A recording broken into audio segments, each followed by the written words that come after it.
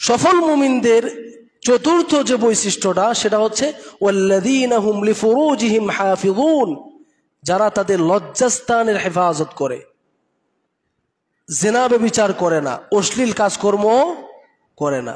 আল্লাহ রাব্বুল আলামিন বলেছেন ওয়ালা তাকরাবুজ জিনা ইন্নাহু কানা ফাহিশা, তোমরা জিনা এর নিকটবর্তীও হইও না। এরপরে আল্লাহ হাদিসের মধ্যে নবী করিম সাল্লাল্লাহু আলাইহি ওয়াসাল্লাম বলেছেন কুতিবা আলা ইবনি আদামা নাসিবুহু মিনাজ জিনা মুদরিকুন যালিকা লা মাহালা। সহিহ বুখারীর হাদিস। প্রত্যেকটা আদম সন্তানের জন্য জিনার একটা অংশ নির্ধারণ করা আছে। তার অন্তরটাকে আল্লাহ এইভাবেই তৈরি করেছেন যে তার অন্তরটা জিনা ব্যভিচারের প্রতি আকৃষ্ট হবে, কিন্তু সে তার অন্তরকে, তার অঙ্গ প্রত্যঙ্গকে সে ঠিক রাখে কিনা, এটা হচ্ছে তার পরীক্ষা। নবী সাল্লাল্লাহু আলাইহি ওয়াসাল্লাম বলেছেন ফাজিনাল আইনাইনিন নাযর, দুই চোখের জিনা হচ্ছে তাকানো, দেখা, খারাপ ছবি, নাচ, গান, মুভি, এরকম জিনিস দেখা। এভাবে নবী সাল্লাল্লাহু আলাইহি ওয়াসাল্লাম পরে বলতেছেন ওয়াজিনাল উযুনাইনিল ইস্তিমা, দুই কানের জিনা হচ্ছে শোনা, খারাপ গান শোনা অথবা কোনো মেয়ের সাথে কথা বলা, বেগানা মহিলা, এটা হচ্ছে চোখ কানের জিনা। এরপর নবী সাল্লাল্লাহু আলাইহি ওয়াসাল্লাম বলতেছেন ওয়াজিনাল ইয়াদাইনিল বাতশু, দুই হাতের জিনা হচ্ছে কোনো নারীকে ধরা। এরপরে এই যে এখন অনেকে ট্রেন্ড হয়ে গেছে, বিশেষ করে আপনার কলেজ বিশ্ববিদ্যালয় বা রাজনীতিবিদ যারা, তারা কি করে মেয়েদের সাথে মুসাফা করে, মেয়েদের সাথে হ্যান্ডশেক করে।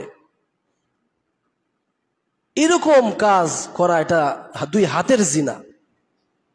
এরপর নবী সাল্লাল্লাহু আলাইহি ওয়াসাল্লাম বলতেছেন ওয়াজিনার রিজলাইনি আল খুতা, দুই পায়েরও জিনা আছে, সেটা হচ্ছে কোনো বেগানা নারীর সাথে মিলিত হওয়ার জন্যে অথবা খারাপ কোনো উদ্দেশ্যে রওনা দেওয়া, এটা হচ্ছে কি দুই পায়ের জিনা। এরপরে ওয়াল কলবু ইয়াহউই ওয়া ইয়াতামান্না, আর অন্তরেরও জিনা আছে। আপনি কোনো নারীকে নিয়ে অন্তরে কল্পনা করলেন, খারাপ কিছু কল্পনা করলেন, এটা কিসের জিনা? কলবের জিনা, অন্তরের জিনা। ওয়াল ফারজু ইউসাদ্দিকু যালিকা ওয়া ইউকাযযিবুহু, শেষ একেবারে চূড়ান্ত পর্যায়ের জিনা হচ্ছে লজ্জাস্থানের জিনা। ওইটা গিয়ে তখন কি করে, একেবারে সে বাস্তবেই সে কি জিনাটা করতেছে না করতেছে না সেটা সত্যায়ন করে অথবা মিথ্যায় পরিণত করে। সুতরাং এই সব কিছুই হচ্ছে কি, আপনি এরকম অশ্লীল যা কিছু করবেন সবকিছুই জিনায়ের অন্তর্ভুক্ত হবে। আর আল্লাহ রাব্বুল আলামিন বলেছেন আল্লাযীনা হুম লিফুরুজিহিম হাফিযুন, যারা তার লজ্জাস্থানের হেফাজত করবে ওই সমস্ত ঈমানদাররা সফল কাম। সুবহানাল্লাহ। শুধু তাই না, নবী করিম সাল্লাল্লাহু আলাইহি ওয়াসাল্লাম জান্নাতের গ্যারান্টি দিয়েছেন, জান্নাতের একেবারে জিম্মাদার হয়েছেন, দায়িত্বশীল হয়েছেন। দুইটা কাজ যে ব্যক্তি করতে পারবে। সহিহ বুখারীর হাদিস, নবী করিম সাল্লাল্লাহু আলাইহি ওয়াসাল্লাম বলেছেন মাইয়াদমানলি মা বাইনা লাহইয়াইহি ওয়া মা বাইনা রিজলাইহি আদমান লাহুল জান্নাহ, যে ব্যক্তি দুইটা অঙ্গের গ্যারান্টি আমাকে দিতে পারবে, সে দুই অঙ্গ দিয়ে গুনাহ করবে না, তার জন্য আমি জান্নাতের গ্যারান্টি দিলাম। সুবহানাল্লাহ। এক নাম্বার হচ্ছে এই দুই চোয়ালের মাঝখানে যে জিহ্বাটা আছে, ওই জিহ্বা দিয়ে সে কোনো গুনাহ করবে না, কোন গীবত করবে না, মিথ্যা কথা বলবে না, অশ্লীল কথা বলবে না, গালিগালাজ করবে না, হ্যাঁ, যত রকমের মুখের গুনাহ হইতে পারে এইগুলি থেকে যে মানে যদি তার মুখটাকে সে হেফাজতে রাখতে পারে আর তার লজ্জা স্থানটাকে যদি সে হেফাজতে রাখতে পারে, জিনা টিনা না করে, তাহলে এই দুইটা অঙ্গ যে হেফাজত করবে, গ্যারান্টি দিবে অঙ্গ হেফাজতের, আমি তার জন্য জান্নাতের গ্যারান্টি দিলাম। সুবহানাল্লাহ। সহিহ বুখারীর হাদিস। সেজন্য জিনা, আল্লাহ বলেছেন ওয়াল্লাযীনা হুম লিফুরুজিহিম হাফিযুন, যারা তাদের লজ্জাস্থানের হেফাজত করবে, এই সমস্ত ঈমানদাররা সফল কাম হয়ে যাবে। সুবহানাল্লাহ। তো লজ্জাস্থানের হেফাজত মানে দুই ব্যক্তির সাথে শুধু আপনি আপনার যৌন আশা আকাঙ্ক্ষা চরিতার্থ করতে পারবেন, জায়েজ আছে, এছাড়া আর কোনোভাবে জায়েজ নেই। এক নম্বর হচ্ছে আপনার স্ত্রী, আরেক নম্বর হচ্ছে আপনার দাসী। ইল্লা আলা আজওয়াজিহিম আও মা মালাকাত আইমানুহুম ফাইন্নাহুম গায়রু মালুমিন। আপনি আপনার স্ত্রীর সাথে অথবা আপনার দাসীর সাথে যদি আপনি লজ্জাস্থানে হেফাজত না করে কোনো সমস্যা নেই। সমস্যাটা হচ্ছে পরে, ফামান ইবতাগা ওয়ারাআ যালিকা ফাউলাইকা হুমুল আদুন।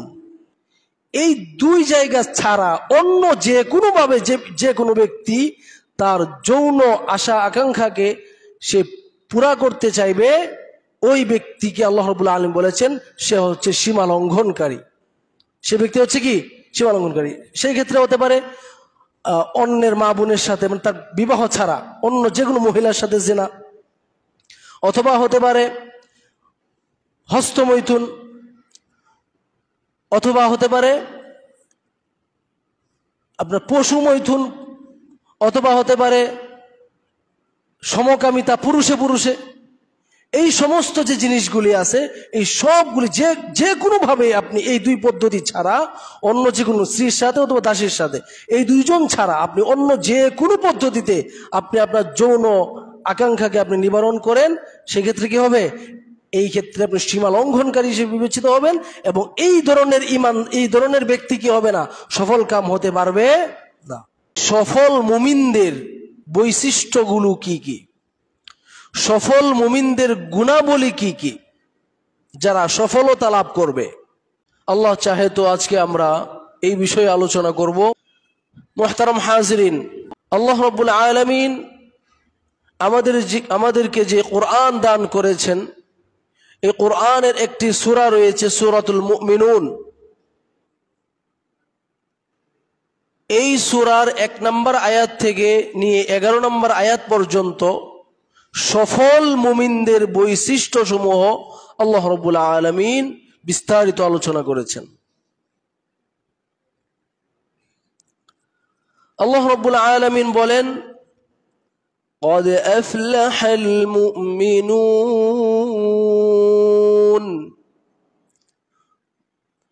ওই সমস্ত মুমিনরা সফল হয়ে গিয়েছে।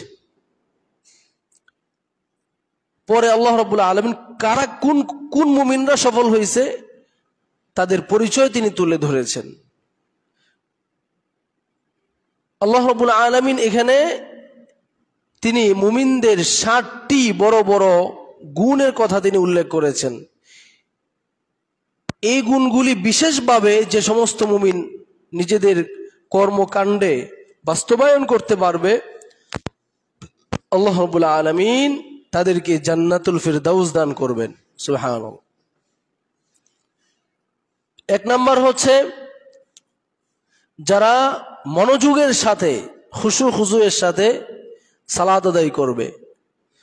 2 নম্বর হচ্ছে যারা অনর্থক কথা এবং কাজ থেকে বিরত থাকবে।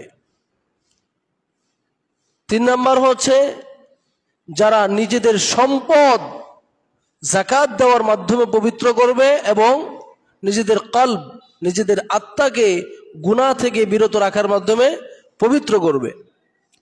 4 নম্বর হচ্ছে যারা নিজেদের লজ্জাস্থানকে হেফাজত করবে, জিনা করবে না, অশ্লীল কাজকর্ম করবে না। 5 নম্বর হচ্ছে যারা আমানত রক্ষা করবে। 6 নম্বর হচ্ছে যারা প্রতিশ্রুতি রক্ষা করবে, ওয়াদা দিলে এটা রক্ষা করবে, চুক্তি করলে চুক্তি বাস্তবায়ন করবে, সেখানে গাদ্দারি করবে না। 7 নম্বর হচ্ছে যারা নিয়মিত সালাত আদায় করবে, মানে একদিন সালাত পরে আরেকদিন পরে না, বিষয়টা এমন না। নিয়মিত যারা সালাত, লাগাতার সালাত, 5 ওয়াক্ত সালাত আদায় করবে, তো এদের জন্য আল্লাহ রাব্বুল আলামিন ঘোষণা করেছেন কি? উলাইকা হুমুল ওয়ারিসুন আল্লাযীনা ইয়ারিসুনাল ফিরদাউস। এরাই হবে ওয়ারিস, জান্নাতের মানে জান্নাতুল ফিরদাউসের ওয়ারিস হবে এবং সেখানে তারা চিরস্থায়ী বসবাস করবে। মুহতারাম হাজরিন, আল্লাহ রাব্বুল আলামিন প্রথম যে বিষয়টা বলেছেন, قد أفلح المؤمنون الذين هم في صلاتهم خاشعون, ওই সমস্ত ঈমানদারগণ তারা সফল হয়ে গেছে, যাদের মধ্যে এই গুণগুলি আছে। প্রথম গুণ কি? আল্লাযীনা হুম ফি সালাতিহিম খাশিউন, যারা তাদের সালাতের মধ্যে খাশি' হবে, একেবারে মনোযোগের সাথে, বিনয়ী হয়ে খুশু খুজুয়ের সাথে একেবারে সালাত পড়বে, কোন রকম অমনোযোগিতা অলসতা থাকবে না। ওই সমস্ত ঈমানদারগণ সফল হবে। সালাত আদায়কারী 4 রকমের আছে। সালাত আদায়কারী কয় রকমের আছে? 4 রকমের আছে। 1 নাম্বার হচ্ছে মানে যারা সালাত ত্যাগ করে, মানে সালাত পরিত্যাগ করে, শুধু শুক্রবারে পড়ে, অথবা শুধু ঈদের সময় পড়ে, অথবা শ্বশুর বাড়িতে গেলে শুধু সালাত পড়ে, অথবা একটা সভা সমিতিতে গিয়েছে, এখানে সালাত না পড়লে খারাপ দেখায়, ওই চাপে পড়ে সালাত পড়ে। এরকম মানে যারা সালাত ত্যাগ করে, এরা হচ্ছে এক ধরনের সালাত আদায়কারী। তো এদের সম্পর্কে বলা হয়েছে যে মান তারাকা সালাতা মুতাআম্মিদান ফাকাদ কাফার, যে ব্যক্তি ইচ্ছাকৃতভাবে সালাত ত্যাগ করবে সে ব্যক্তি কুফরি করবে। এদের অবস্থা একেবারে ভয়াবহ। ওমর রাদিয়াল্লাহু আনহু বলেছেন, লা হাযযা ফিল ইসলামি লিমান তারাকা সালাহ, যে ব্যক্তি সালাত ত্যাগ করবে ইসলামে তার কোনো অংশ নাই। এই কারণে ইমাম আহমদ বিন হাম্বল, ইমাম শাফিঈ তারা দুজন বলেছেন, সালাত ত্যাগকারী যে ব্যক্তি সালাত ত্যাগ করবে তাকে বলা হবে যে তুমি তওবা করো, যে আজীবনে সালাত ত্যাগ করবা না। যদি তওবা করে ফিরে আসে, সালাত নিয়মিত পড়তে থাকে, তাহলে বেঁচে যাবে।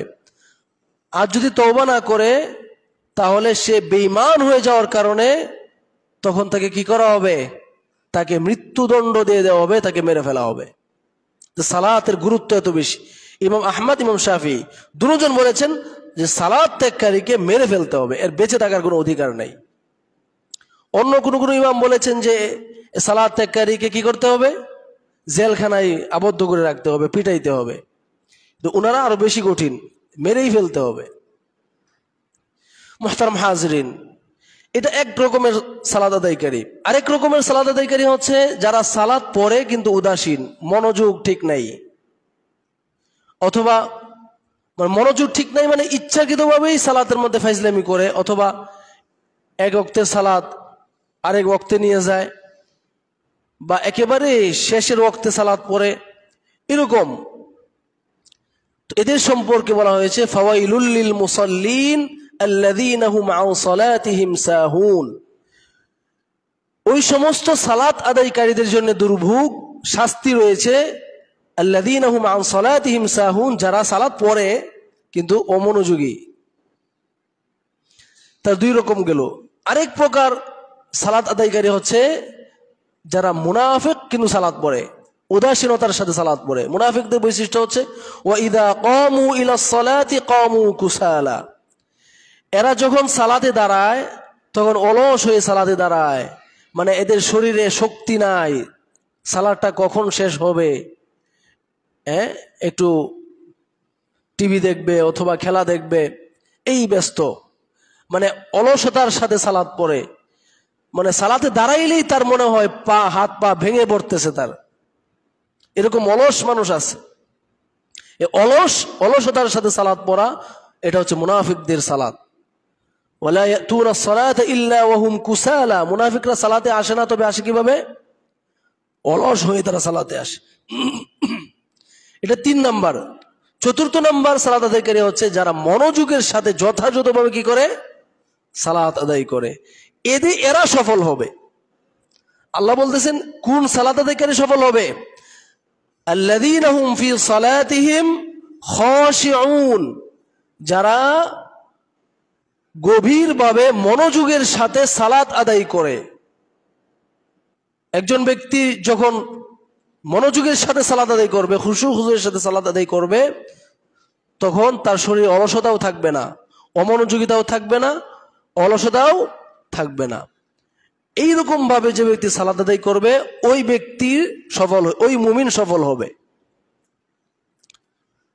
মুহতারাম হাজিরিন, এরপরের যে বিষয়টা, মুমিনদের, সফল মুমিনদের দ্বিতীয় বৈশিষ্ট্য, দ্বিতীয় গুণ, সেটা হচ্ছে ওয়াল্লাযীনা হুম আনিল লাগওয়ি মু'রিদুন, যারা অনর্থক বিষয় থেকে কি করে বিরত থাকে, অনর্থক বিষয় এড়িয়ে চলে।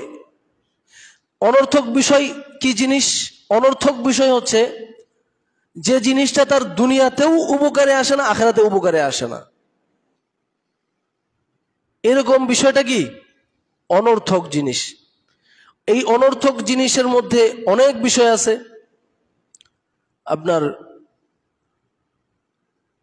অনেক সময় এই যে এখন খেলাধুলা চলতেছে, এই যে আপনি সারাক্ষণ সময় নষ্ট করে চোখ দিয়ে খেলা দেখতেছেন, এটা আপনার দুনিয়াবি কোনো 10 টাকা লাভ হচ্ছে? আখিরাতে কোনো সওয়াব হচ্ছে? আপনার শারীরিক কোনো ব্যায়াম হচ্ছে?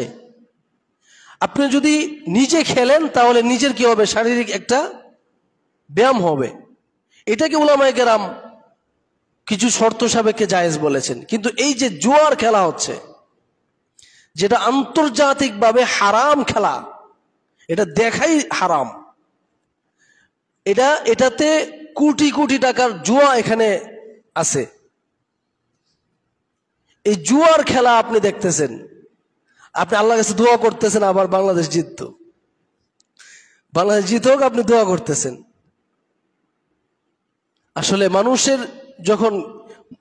যখন জাহেল হয়ে যায়, মূর্খ হয়ে যায়, তখন তার মাধ্যমে এমন এমন গুনাহ সংঘটিত হয়, সে বুঝেও না যে এটা তার গুনাহ হচ্ছে, সে বুঝেও না তার গুনাহ হচ্ছে।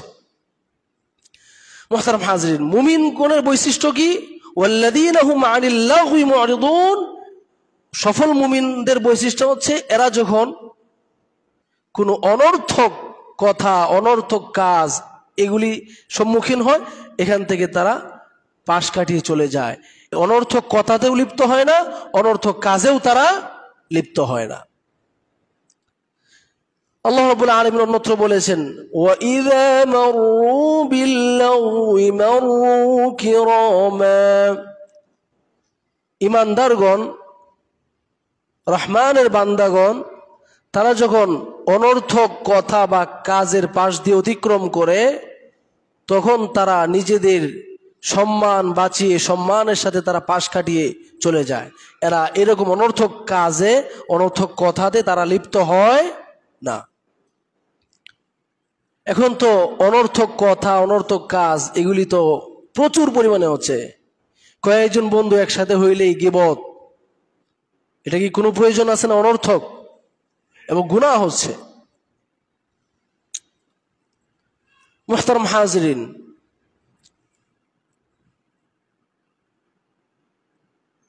এটা গেল সফল মুমিনদের 2 নম্বর বৈশিষ্ট্য। সফল মুমিনদের 3 নম্বর যে বৈশিষ্ট্য, সেটা হচ্ছে ওয়াল্লাযীনা হুম লিয-যাকাতি ফাঈলুন, যারা সম্পদের যাকাত আদায় করে। যারা সম্পদের কি করে? যাকাত আদায় করে। সম্পদের যাকাত যে মুমিন দিবে না, সে যদি মনে করে সে সফল হবে, এটা ভুল হবে। সফল মুমিনদের 3 নম্বর বৈশিষ্ট্য কি? তারা সম্পদের যাকাত দিয়ে দিবে, এই ক্ষেত্রে তারা কৃপণতা করবে না।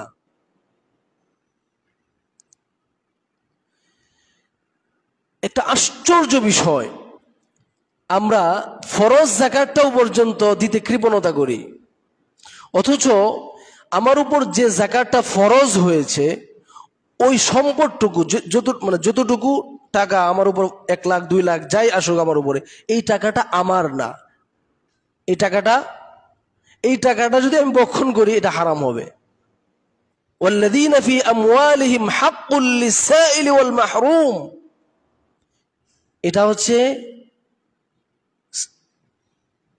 ভিক্ষুক এবং বঞ্চিত, অভাবগ্রস্ত, এইসব যাকাতের যে মাসরাফ রয়েছে, খাত রয়েছে, ওই সব জিনিসের টাকা হচ্ছে এটা। কিন্তু আপনি এখানেও মেরে দিচ্ছেন আর ভাবতেছেন এটা আমার সম্পদ, আমি ভোগ করব। কিন্তু আল্লাহ এটা আপনার সম্পদ হিসাবে কি করেন নাই, আপনার মাধ্যমে অন্যদের রিজিকের ব্যবস্থা করেছেন। এখন আপনি কি করতেছেন? আপনার মনে করে এটারও জাকাত দিচ্ছে না, এটা নিজেই ভোগ করে ফেলতেছেন। যাদের উপর জাকাত ফরজ হবে কিন্তু জাকাত দিবে না, এদের কথা, এদের শাস্তির এত কঠিন বিবরণ হাদিসে এসেছে, কোরআনে এসেছে, যেটা কল্পনাতীত। আল্লাহ রাব্বুল আলামিন বলেছেন, والذين يكنزون الذهب والفضة ولا ينفقونها في سبيل الله فبشرهم بعذاب أليم। যারা স্বর্ণ রূপা শুধু সঞ্চয় করে, ধন সম্পদ কি করে? শুধু সঞ্চয় করে। ওয়ালা ইউনফিকুনাহা ফি সাবিলিল্লাহ, আর এখান থেকে কি করে না? যাকাত দেয় না। ফাবাশশিরহুম বিআযাবিন আলীম, আপনি তাদেরকে যন্ত্রণাদায়ক শাস্তির সুসংবাদ দিন। এদেরকে কিসের সুসংবাদ দিতে হবে? যে মরার পরেই তোমাদের জন্য যন্ত্রণাপূর্ণ শাস্তি আছে। অনেক সময় আল্লাহ দুনিয়াতেও কিছু দেখায়। তো এদের শাস্তিটা কিরকম? ইয়াউমা ইউহমা আলাইহা ফি নারি জাহান্নাম, এদেরকে জাহান্নামে উত্তপ্ত করা হবে, জাহান্নামের আগুনের মধ্যে এদেরকে গরম করা হবে।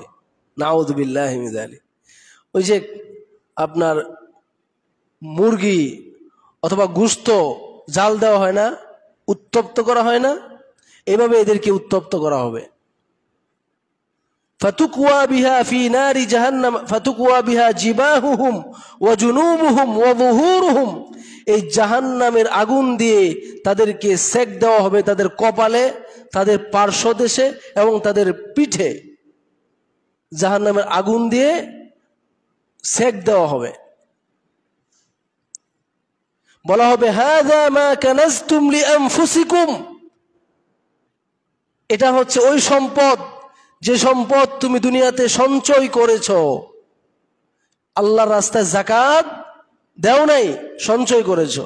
ফাযুকু মা কুনতুম তাকনিজুন, যাকাত না দিয়ে যে সম্পদটা সঞ্চয় করেছো, এই সম্পদকে তুমি এখন ভোগ করো। এই আগুনটা হচ্ছে তখন তার এই সম্পদ হবে, আগুন হবে এই সম্পদ। তখন তাকে এটা ভোগ করানো হবে। তাই না, শুধু তাই না, এই সম্পদকে কিয়ামতের দিন সাপের আকৃতি দেওয়া হবে। সম্পদটাকে, যে সম্পদে সে যাকাত দেয় নাই, ওই সম্পদটাকে সাপ বানানো হবে। এমন সাপ, আকরা, মানে যেটার মানে বিষাক্ততার কারণে মাথার চুল পড়ে গেছে, টেকু সাপ।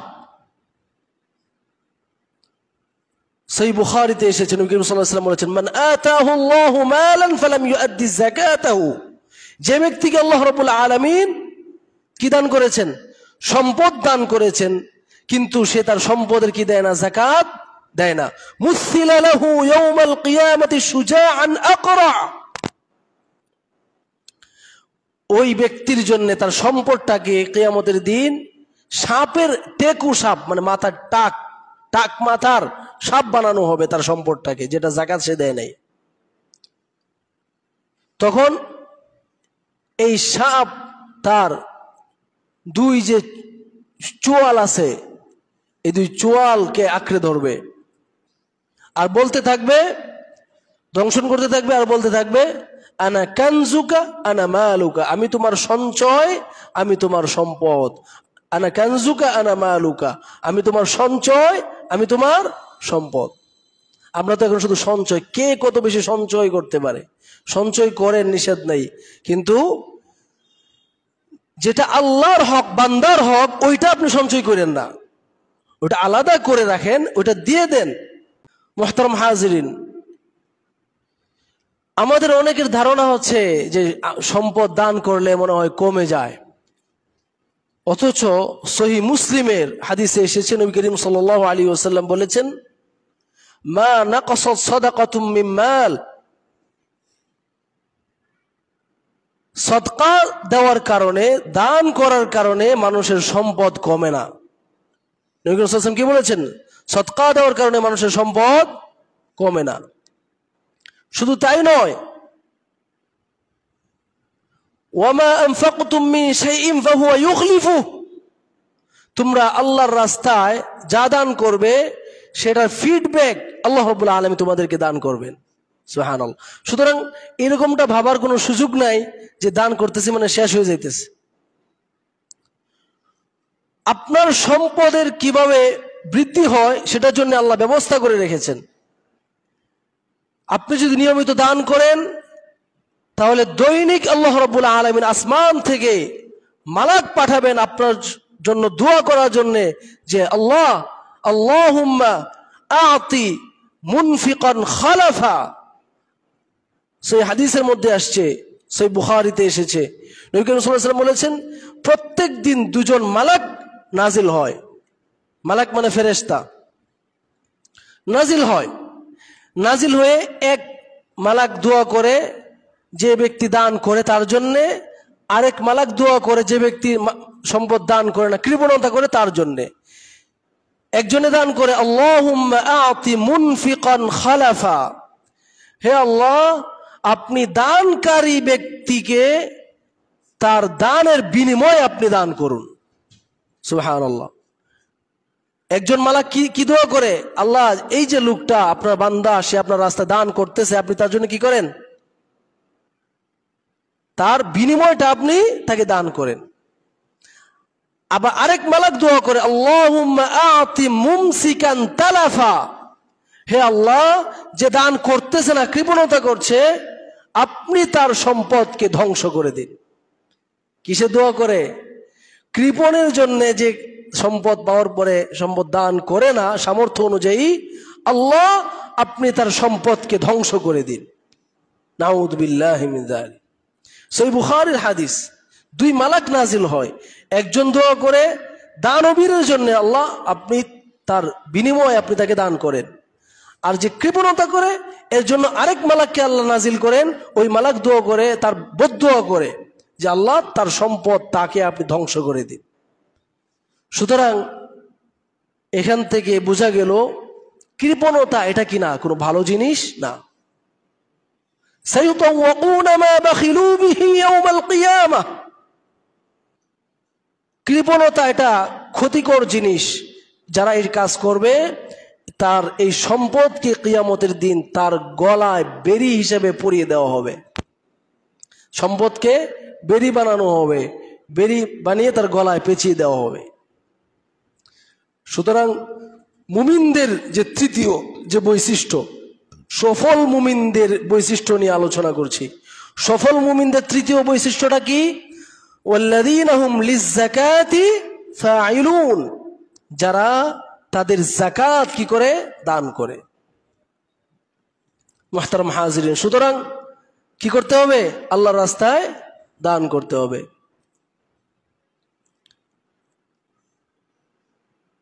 সম্পদ দান করলে যে বৃদ্ধি পায়, সম্পদ দান না করলে যে কমে, এর আরেকটা প্রমাণ হচ্ছে সহিহ বুখারীতে আবু বকর রাদিয়াল্লাহু আনহুর মেয়ে আসমা রাদিয়াল্লাহু আনহা। আসমা রাদিয়াল্লাহু আনহা তিনি রাসূলুল্লাহ সাল্লাল্লাহু আলাইহি ওয়াসাল্লামের কাছে সম্পদ কতটুকু দান করবেন না করবেন সেটা সম্পর্কে জিজ্ঞেস করেছেন।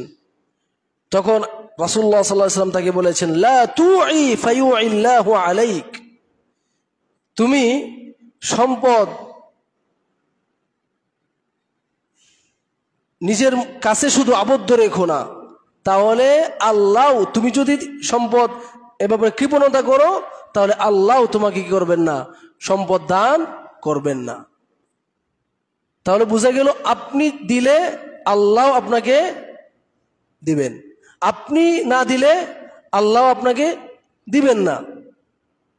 এই কারণেই দেখবেন যারা দান করে এদের বেশি অভাব অনটন থাকে না। যারা বেশি বেশি দান করে এদের বেশি অভাব অনটন থাকে না। আল্লাহ তাদের রিজিকের কুদ থেকে যে ব্যবস্থা করে সে কল্পনাও করতে পারে না। অনেকেই আমার কাছে এমন কথা বলে যে আমি আল্লাহর রাস্তায় এটা দান করেছি, আমি আল্লাহর রাস্তায় ওটা দান করেছি, করার পরে আল্লাহ এর চেয়ে কয়েক ডাবল আমাকে বেশি দান করেছে। সুবহানাল্লাহ। সুতরাং এরকম অনেক কথা বাস্তবে শুনেছি, তারা তাদের অভিজ্ঞতাগুলি বলে যে দানের যে কি সুফল। সেজন্য আমরা কখনো দান থেকে পিছপা হব না। ইসলাম এত দূর পর্যন্ত যে পৌঁছেছে, এর মধ্যে দানের অবদান ছিল অপরিসীম। সেটা সম্পর্কে ইনশাআল্লাহ আলোচনা আসবে। মুহতারাম হাজিরিন, এটা গেল সফল মুমিনদের তৃতীয় বৈশিষ্ট্য, এরা যাকাত দিয়ে দেয়, এরা এটাকে কৃপণতা করে না, সম্পদ আল্লাহর রাস্তায় দান করে। সফল মুমিনদের চতুর্থ যে বৈশিষ্ট্যটা, সেটা হচ্ছে ওয়াল্লাযীনা হুম লিফুরুজিহিম হাফিযুন, যারা তাদের লজ্জাস্থানের হেফাজত করে, জিনা ব্যভিচার করে না, অশ্লীল কাজকর্ম করে না। আল্লাহ রাব্বুল আলামিন বলেছেন ওয়ালা তাকরাবুজ জিনা ইন্নাহু কানা ফাহিশা, তোমরা জিনার নিকটবর্তীও হইও না। এরপরে আল্লাহ হাদিসের মধ্যে নবী করিম সাল্লাল্লাহু আলাইহি ওয়াসাল্লাম বলেছেন কুতিবা আলা ইবনি আদামা নাসিবুহু মিনাজ জিনা মুদরিকুম যালিকা লা মাহালা। সহিহ বুখারীর হাদিস। প্রত্যেকটা আদম সন্তানের জন্য জিনার একটা অংশ নির্ধারণ করা আছে। তার অন্তরটাকে আল্লাহ এইভাবেই তৈরি করেছেন যে তার অন্তরটা জিনা ব্যভিচারের প্রতি আকৃষ্ট হবে, কিন্তু সে তার অন্তরকে, তার অঙ্গ প্রত্যঙ্গকে সে ঠিক রাখে কিনা, এটা হচ্ছে তার পরীক্ষা। নবী সাল্লাল্লাহু আলাইহি ওয়াসাল্লাম বলেছেন ফাজিনাল আইনাইনিন নাযর, দুই চোখের জিনা হচ্ছে তাকানো, দেখা, খারাপ ছবি, নাচ, গান, মুভি, এরকম জিনিস দেখা। এভাবে নবী সাল্লাল্লাহু আলাইহি ওয়াসাল্লাম পরে বলতেছেন ওয়াজিনাল উযুনাইনিল ইস্তিমা, দুই কানের জিনা হচ্ছে শোনা, খারাপ গান শোনা অথবা কোনো মেয়ের সাথে কথা বলা, বেগানা মহিলা, এটা হচ্ছে চোখ কানের জিনা। এরপর নবী সাল্লাল্লাহু আলাইহি ওয়াসাল্লাম বলতেছেন ওয়াজিনাল ইয়াদাইনিল বাতশু, দুই হাতের জিনা হচ্ছে কোনো নারীকে ধরা। এরপরে এই যে এখন অনেকে ট্রেন্ড হয়ে গেছে, বিশেষ করে আপনার কলেজ বিশ্ববিদ্যালয় বা রাজনীতিবিদ যারা, তারা কি করে, মেয়েদের সাথে মুসাফা করে, মেয়েদের সাথে হ্যান্ডশেক করে। এরকম কাজ করা এটা দুই হাতের জিনা। এরপর নবী সাল্লাল্লাহু আলাইহি ওয়াসাল্লাম বলতেছেন ওয়াজিনার রিজলাইনি আল খুতা, দুই পায়েরও জিনা আছে, সেটা হচ্ছে কোনো বেগানা নারীর সাথে মিলিত হওয়ার জন্য অথবা খারাপ কোনো উদ্দেশ্যে রওনা দেওয়া, এটা হচ্ছে কি দুই পায়ের জিনা। এরপরে ওয়াল কলবু ইয়াহউই ওয়া ইয়াতামান্না, আর অন্তরেরও জিনা আছে। আপনি কোনো নারীকে নিয়ে অন্তরে কল্পনা করলেন, খারাপ কিছু কল্পনা করলেন, এটা কিসের জিনা? কলবের জিনা, অন্তরের জিনা। ওয়াল ফারজু ইউসাদ্দিকু যালিকা ওয়া ইউকাযযিবুহু, শেষ একেবারে চূড়ান্ত পর্যায়ের জিনা হচ্ছে লজ্জাস্থানের জিনা। ওইটা গিয়ে তখন কি করে, একেবারে সে বাস্তবেই সে কি জিনাটা করতেছে না সেটা সত্যায়ন করে অথবা মিথ্যায় পরিণত করে। সুতরাং এই সব কিছুই হচ্ছে কি, আপনি এরকম অশ্লীল যা কিছু করবেন সবকিছুই জিনায়ের অন্তর্ভুক্ত হবে। আর আল্লাহ রাব্বুল আলামিন বলেছেন ওয়াল্লাযীনা হুম লিফুরুজিহিম হাফিযুন, যারা তার লজ্জাস্থানের হেফাজত করবে ওই সমস্ত ঈমানদাররা সফল কাম। সুবহানাল্লাহ। শুধু তাই না, নবী করিম সাল্লাল্লাহু আলাইহি ওয়াসাল্লাম জান্নাতের গ্যারান্টি দিয়েছেন, জান্নাতের একেবারে জিম্মাদার হয়েছেন, দায়িত্বশীল হয়েছেন। দুইটা কাজ যে ব্যক্তি করতে পারবে। সহিহ বুখারীর হাদিস, নবী করিম সাল্লাল্লাহু আলাইহি ওয়াসাল্লাম বলেছেন মাইয়াদমান লি মা বাইনা লাহইয়াইহি ওয়া মা বাইনা রিজলাইহি আদমান লাহুল জান্নাহ, যে ব্যক্তি দুইটা অঙ্গের গ্যারান্টি আমাকে দিতে পারবে, সে দুই অঙ্গ দিয়ে গুনাহ করবে না, তার জন্য আমি জান্নাতের গ্যারান্টি দিলাম। সুবহানাল্লাহ। এক নাম্বার হচ্ছে এই দুই চোয়ালের মাঝখানে যে জিহ্বাটা আছে, ওই জিহ্বা দিয়ে সে কোনো গুনাহ করবে না, কোন গীবত করবে না, মিথ্যা কথা বলবে না, অশ্লীল কথা বলবে না, গালিগালাজ করবে না, হ্যাঁ, যত রকমের মুখের গুনাহ হইতে পারে এইগুলি থেকে যে, মানে যদি তার মুখটাকে সে হেফাজতে রাখতে পারে আর তার লজ্জা স্থানটাকে যদি সে হেফাজতে রাখতে পারে, জিনা টিনা না করে, তাহলে এই দুইটা অঙ্গ যে হেফাজত করবে, গ্যারান্টি দিবে অঙ্গ হেফাজতের, আমি তার জন্য জান্নাতের গ্যারান্টি দিলাম। সুবহানাল্লাহ, সহিহ বুখারীর হাদিস। সেজন্য জিনা, আল্লাহ বলেছেন ওয়াল্লাযীনা হুম লিফুরুজিহিম হাফিজুন, যারা তাদের লজ্জা স্থানের হেফাজত করবে, এই সমস্ত ইমানদাররা সফল কাম হয়ে যাবে। সুবহানাল্লাহ। তো লজ্জাস্থানের হেফাজত মানে দুই ব্যক্তির সাথে শুধু আপনি আপনার যৌন আশা আকাঙ্ক্ষা চরিতার্থ করতে পারবেন, জায়েজ আছে, এছাড়া আর কোনোভাবে জায়েজ নেই। এক নম্বর হচ্ছে আপনার স্ত্রী, আরেক নম্বর হচ্ছে আপনার দাসী। ইল্লা আলা আজওয়াজিহিম আও মা মালাকাত আইমানুহুম ফাইন্নাহুম গায়রু মালুমিন।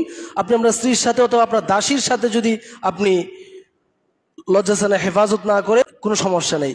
সমস্যাটা হচ্ছে পরে, ফামান ইবতাগা ওয়ারা'a যালিকা ফাউলাইকা হুমুল আদুন। এই দুই জায়গা ছাড়া অন্য যে কোনোভাবে যে কোনো ব্যক্তি তার যৌন আশা আকাঙ্ক্ষাকে সে পুরা করতে চাইবে, ওই ব্যক্তিকে আল্লাহ রাব্বুল আলামিন বলেছেন সে হচ্ছে সীমা লঙ্ঘনকারী। সে ব্যক্তি হচ্ছে কি? সীমা লঙ্ঘনকারী। সেই ক্ষেত্রে হতে পারে অন্যের মা বোনের সাথে, মানে তার বিবাহ ছাড়া অন্য যে কোনো মহিলার সাথে জিনা, অথবা হতে পারে হস্তমৈথুন, অথবা হতে পারে আপনার পশু মৈথুন, অথবা হতে পারে সমকামিতা পুরুষে পুরুষে। এই সমস্ত যে জিনিসগুলি আছে, এই সবগুলি যে কোনোভাবে আপনি এই দুই পদ্ধতি ছাড়া অন্য যে কোনো স্ত্রীর সাথে অথবা দাসীর সাথে, এই দুইজন ছাড়া আপনি অন্য যে কোনো পদ্ধতিতে আপনি আপনার যৌন আকাঙ্ক্ষাকে আপনি নিবারণ করেন, সেক্ষেত্রে কি হবে? এই ক্ষেত্রে আপনি সীমা লঙ্ঘনকারী হিসেবে বিবেচিত হবেন, এবং এই ধরনের ব্যক্তি কি হবে না? সফল কাম হতে পারবে না। মুহতারাম হাজিরিন, এটা কয় নাম্বার গেল? চতুর্থ। পঞ্চম হচ্ছে ওয়াল্লাযীনা হুম লিআমানাতিহিম ওয়া আহদিহিম রাউন, যারা তাদের আমানত রক্ষা করে। কেউ যদি কারো কাছে আমানত রাখে, সেটা কি করে? রক্ষা করে। আমানত কয়েক রকমের হতে পারে। একটা হচ্ছে রূপক আমানত, আরটা হচ্ছে বাস্তবিক আমানত, বস্তুগত আমানত। কেউ আপনার কাছে টাকা আমানত রাখলো, সেটাকে খিয়ানত না করা, এটা হচ্ছে আমানত রক্ষা। এই প্রসঙ্গে আল্লাহ রাব্বুল আলামিন বলেন, ইন্নাল্লাহা ইয়া'মুরুকুম আন তু'আদ্দুল আমানাতি ইলা আহলিহা। আল্লাহ রাব্বুল আলামিন তোমাদেরকে নির্দেশ দিচ্ছেন যে তোমরা তোমাদের কাছে যে সমস্ত আমানত মানুষেরা রাখছে, ওই সমস্ত আমানতকে যে রাখছে তার কাছে তোমরা এই আমানতকে পৌঁছে দাও। এটা গেল জিনিসপত্রের আমানত। আবার আরেক প্রকার আমানত আছে যেটা রূপক আমানত। সেটা কিরকম? যেটা জিনিস না। আল্লাহ রাব্বুল আলামিন বলেছেন, ইয়া আইয়ুহাল্লাযীনা আমানু লা তাখুনুল্লাহা ওয়ার রাসূল ওয়া তাখুনু আমানাতিকুম। হে ঈমানদারগণ, তোমরা আল্লাহ এবং তার রাসূলের আমানতের খিয়ানত করো না। হে ঈমানদারগণ, তোমরা আল্লাহ এবং তার রাসূল আমানতের খিয়ানত করো না। আল্লাহ এবং তার রাসূল আমানত কি? কোরআন ও হাদিস। আল্লাহ এবং তার রাসূল আমানত কি? কোরআন ও হাদিস। এই কোরআন ও হাদিস আমাদের কাছে আমানত। যারা কোরআন ও হাদিসের বিরুদ্ধে ফতোয়া দিবে, এরা কোরআন ও হাদিসের সাথে খিয়ানত করতেছে, এরা খিয়ানতকারী। যারা এটার উপর আমল করবে না, তারাও কি? খিয়ানতকারী। মুহতারাম হাজিরিন, এরপরে যে বিষয়টা, এই যে আমানতের খিয়ানত করা, এটা হচ্ছে মুনাফিকদের স্বভাব, মুমিনদের স্বভাব নয়। সহিহ বুখারীতে এসেছে, আরবাউম মান কুন্না ফীহি কানা মুনাফিকান খালিসান। চারটা দোষ এমন রয়েছে, এই চারটা বৈশিষ্ট্য হচ্ছে খালেস মুনাফিকের বৈশিষ্ট্য, একেবারে খাঁটি মুনাফিকের বৈশিষ্ট্য হচ্ছে এই চারটা অপরাধ। এর মধ্যে একটা হচ্ছে ওয়াইদা তুমিনা খানা, তার কাছে আমানত রাখলে সে আমানতের খিয়ানত করে ফেলে। এটা হচ্ছে কি? খাঁটি মুনাফিকের চরিত্র। সুতরাং সফল মুমিনের চরিত্র হবে এটার বিপরীত। তার কাছে কোনো কিছু আমানত রাখলে সেটা কি করবে? খেয়ানত করবে না, সেটা যথাযথভাবে আমানত রক্ষা করবে। মুহতারাম হাজিরিন, এরপরে ওয়াহদিহিম রাউন, যারা তাদের প্রতিশ্রুতি, চুক্তি, ওয়াদা, অঙ্গীকার এগুলিকে যারা কি করে? রক্ষণাবেক্ষণ করে, ওয়াদার খেলাফ করে না। ওয়াদার খেলাফ করা এটাও মুনাফিকদের চরিত্র, খাঁটি মুনাফিকের চরিত্র। এই চারটার মধ্যে এটা একটা। সুতরাং ওয়াদা কি করতে হবে? রক্ষা করে চলতে হবে, যদি সফল মুমিনদের অন্তর্ভুক্ত আমরা হতে চাই। মুহতারাম হাজিরিন, আল্লাহ রাব্বুল আলামিন বলেছেন ওয়াউফু বিল আহদ ইন্নাল আহদা কানা মাসউলা, প্রতিশ্রুতি, অঙ্গীকার এগুলি তোমরা পূর্ণ করো, অঙ্গীকার ভঙ্গ করো না, এই সম্পর্কে তোমাদেরকে জিজ্ঞেস করা হবে। ইয়া আইয়ুহাল্লাযীনা আমানু আউফু বিল উকুদ, হে ঈমানদারগণ তোমরা তোমাদের যে অঙ্গীকার, চুক্তি এগুলি তোমরা খেয়ানত করবে না।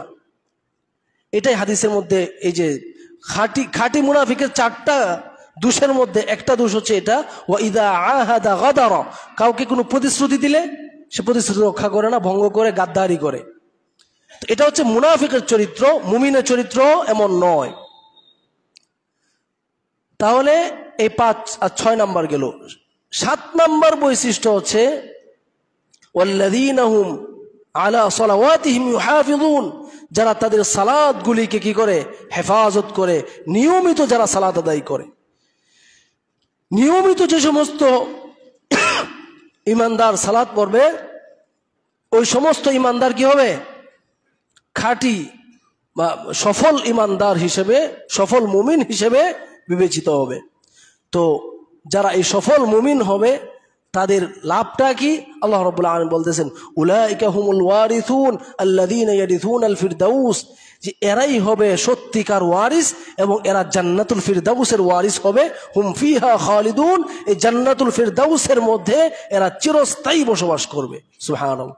তাহলে সফল ইমানদার, সফল মুমিন ব্যক্তির এই 7টা বৈশিষ্ট্য এবং তাদের পুরস্কার কি?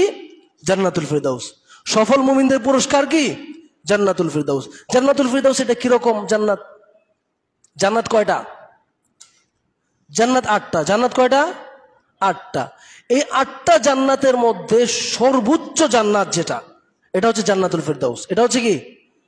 নবী করিম সাল্লাল্লাহু আলাইহি ওয়াসাল্লামের সহিহ বুখারীতে এসেছে, নবী করিম সাল্লাল্লাহু আলাইহি ওয়াসাল্লাম বলেছেন ইযা সাআলতুমুল্লাহ ফাসআলুহুল ফিরদাউস, তোমরা যখন আল্লাহর কাছে জান্নাত চাইবে তখন ছোট জান্নাত চাইও না, একেবারে সর্বোচ্চ জান্নাত জান্নাতুল ফিরদাউস চাইবে। ফাইন্নাহু আ'লাল জান্নাহ ফাইন্নাহু আওসাতুল জান্নাতি ওয়া আ'লাহা, কারণ এই জান্নাতুল ফিরদাউস এটা হচ্ছে সবচেয়ে উন্নত জান্নাত এবং সবচেয়ে উঁচু জান্নাত। ওয়া ফাওকুহা আরশুর রহমান, এই জান্নাতুল ফিরদাউসের উপরেই হচ্ছে কি? আল্লাহর আরশ। মানে আল্লাহর আরশ তো হচ্ছে সবকিছুর উপরে, এটার নিচেই হচ্ছে জান্নাতুল ফিরদাউস। সুতরাং এই 7টা বৈশিষ্ট্য, 7টা গুণ যে সমস্ত ঈমানদারগণ তারা নিজেদের মধ্যে অর্জন করতে পারবে, তারা সফল কাম হয়ে যাবে। আর সফল মুমিনদের জন্য আল্লাহ রাব্বুল আলামিন সর্বোচ্চ জান্নাত যেটা জান্নাতুল ফিরদাউস সেটার ব্যবস্থা করে রেখেছেন এবং সেখানে তারা চিরস্থায়ী বসবাস করবে। সুবহানাল্লাহ। মুহতারাম হাজিরিন, সময় একেবারে শেষের দিকে। এখন কথা হচ্ছে এখানে আমরা 7টা বৈশিষ্ট্য আলোচনা করলাম। অন্য আরেক আয়াতে সূরা হুজুরাতের মধ্যে আল্লাহ রাব্বুল আলামিন আরো 2টা বৈশিষ্ট্যের কথা তিনি উল্লেখ করেছেন, যারা কি সত্যিকার মুমিন তাদের 2টা বৈশিষ্ট্যের কথা আলোচনা করেছেন। 1 নম্বর হচ্ছে আল্লাহ রাব্বুল আলামিন বলেছেন ইন্নামাল মুমিনুনা আল্লাযীনা আমানু বিল্লাহি ওয়া রাসূলিহি সুম্মা লাম ইয়ারতাবু, নিশ্চয়ই প্রকৃত মুমিন তারা যারা আল্লাহর প্রতি এবং রাসূল সাল্লাল্লাহু আলাইহি ওয়াসাল্লামের প্রতি ঈমান এনেছে, এরপরে তাদের অন্তরে আর কোনো সন্দেহের জায়গা থাকে না। মানে ঈমান আনার পরে অনেকে আছে না সংশয়বাদী একটা দল আছে, যে কি আসলে আখিরাত আছে নাকি নাই, এরকম সন্দেহ পোষণ করে। তো এরকম হবে না। যারা একেবারে দৃঢ়তার সাথে আল্লাহ এবং তার রাসূলের প্রতি ঈমান আনবে এবং সন্দেহ ছাড়া ঈমান আনবে, এরপরে ওয়াজাহাদু বিআমওয়ালিহিম ওয়া আনফুসিহিম ফি সাবিলিল্লাহ, এবং যারা আল্লাহর রাস্তায় জিহাদ করবে সম্পদ দিয়ে, জীবন দিয়ে। আল্লাহর রাস্তায় জিহাদ করবে কিভাবে? জিহাদ মানে প্রচেষ্টা করা, চেষ্টা করা। জিহাদ মানে মারামারি না, কিতাল মানে মারামারি। জিহাদ মানে প্রচেষ্টা।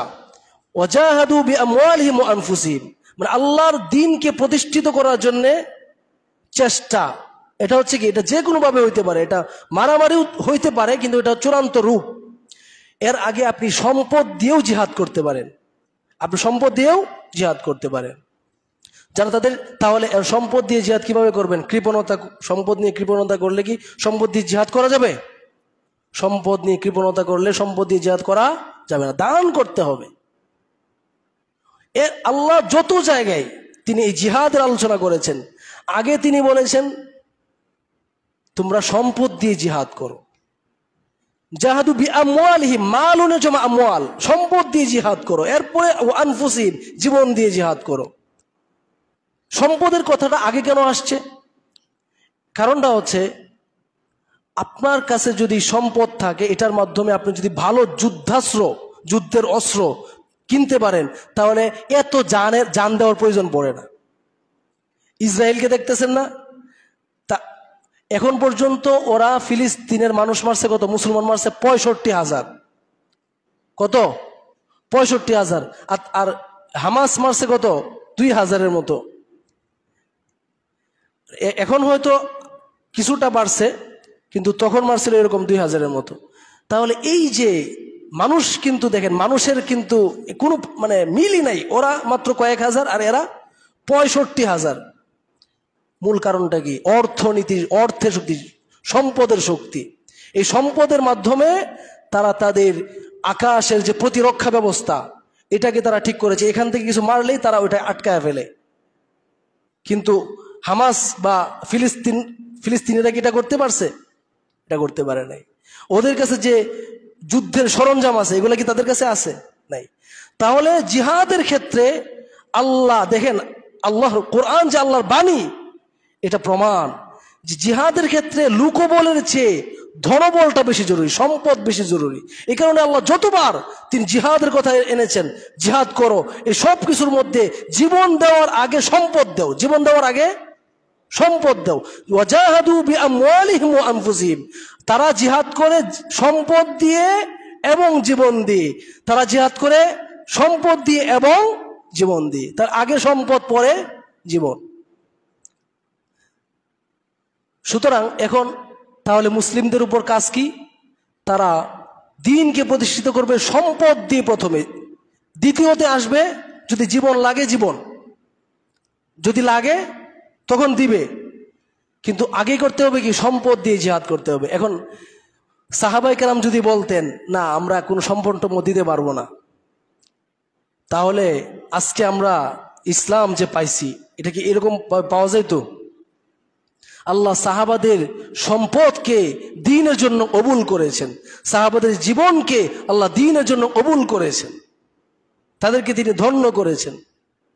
সুতরাং আজকে যদি আপনি এই প্রতিষ্ঠান, যেখানে কোনো ব্যক্তির দালালি চলে না, একমাত্র আল্লাহ এবং তার রাসূলের পক্ষপাতিত্ব চলে, এখানে যদি আপনি তৃতীয় তলার কাজ আপনি সম্পন্ন করে দিতে পারেন, তাহলে আপনি আপনার সম্পদের মাধ্যমে আপনি বেদাতীদের বিরুদ্ধে, আপনি শিরকপন্থীদের বিরুদ্ধে যুদ্ধ করলেন।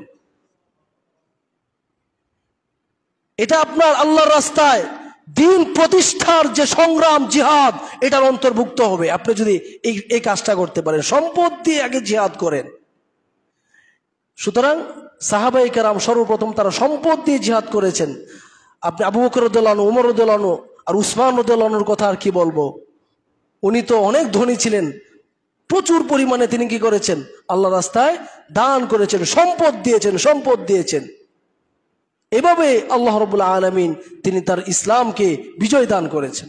সুতরাং আজকেও যদি সাহাবাদের মতো আহলুল হাদিসগণ, পৃথিবীতে সাহাবাদের প্রতিনিধিত্ব করে একমাত্র আহলুল হাদিসগণ, সাহাবায়ে কেরাম আল্লাহ এবং তার রাসূলের পক্ষপাতিত্ব করতো, আর কারো পক্ষপাতিত্ব করতো না। আহলুল হাদিসগণ কি করে? আল্লাহ এবং তার রাসূলের শুধু পক্ষপাতিত্ব করে, অন্য কারো দালালি করে না। তো সাহাবাদের মতো আজকেও যদি মুসলিমরা, আহলুল হাদিসগণ, তারা সম্পদ দিয়ে আল্লাহর দ্বীনকে সাহায্য করে, দ্বীনি প্রতিষ্ঠানগুলিকে সাহায্য করে আল্লাহ রাব্বুল আলামিন তখন যেরকম ভাবে মুশরিকদের বিরুদ্ধে ইসলামকে বিজয় দান করেছিলেন, এখনো বেদাতীদের বিরুদ্ধে, শিরকপন্থীদের বিরুদ্ধে, মাজারপন্থীদের বিরুদ্ধে আবার আল্লাহ রাব্বুল আলামিন এই আহলুল হাদিস এবং ইসলামের বিজয় দান করবেন। সুতরাং আমাদেরকে কৃপণতা ছেড়ে দিতে হবে, কৃপণতা ছেড়ে দিতে হবে, সম্পদ দিয়ে সংগ্রাম করতে হবে। তাহলে আল্লাহ রাব্বুল আলামিন আবার তিনি কি করতে পারেন? ইসলামকে এই কুফর ও শিরকের উপর বিজয় দান করতে পারেন। আল্লাহ রাব্বুল আলামিন আমাদের সম্পদকে এবং আমাদের জীবনকে আল্লাহ রাব্বুল আলামিন তার জন্য কবুল ও মঞ্জুর করে নিন, আমিন। মুহতারাম হাজিরিন, আমরা গত সপ্তাহে জুমআর আলোচনা করছিলাম মুমিনদের গুণাগুণ নিয়ে। গত সপ্তাহে আমরা মুমিনদের প্রায় 9টি গুণ নিয়ে আলোচনা করেছিলাম, যেগুলি সত্যিকার যারা ঈমানদার তাদের মধ্যে থাকা আবশ্যক। এর মধ্যে প্রথম গুণ ছিল কি? সালাতের মধ্যে খুশু, বিনয়, আল্লাহর ভয়, মনোযোগের সাথে সালাত পড়া। 2 নাম্বার মুমিনদের গুণ ছিল তারা অনর্থক কথা এবং কাজকে পরিহার করে চলে। 3 নাম্বার মুমিনদের যে গুণ ছিল সেটা হচ্ছে তারা যাকাত প্রদান করে, যাকাত দিতে কৃপণতা করে না। 4র্থ যে বৈশিষ্ট্যটা মুমিনদের ছিল, সত্যিকার মুমিন, সফল মুমিনদের 4র্থ যে গুণ, সেটি হচ্ছে তারা লজ্জাস্থানের হেফাজত করে, তারা বিবাহ বহির্ভূত সম্পর্ক এড়িয়ে চলে, জিনা ব্যভিচার এড়িয়ে চলে, হস্তমৈথুন, পশুমৈথুন, সমকামিতা, এই ধরনের আরো যত বিকৃত যৌনাচার আছে সব কিছুকে তারা পরিহার করে চলে, নিজেদের লজ্জাস্থানের হেফাজত করে। 5ম যে মুমিনদের বৈশিষ্ট্য সেটি হচ্ছে তারা তাদের আমানত রক্ষা করে। তাদেরকে কোনো আমানত ন্যস্ত করা হলে সেই আমানতের যথাযথ তারা কি করে? রক্ষণাবেক্ষণ করে।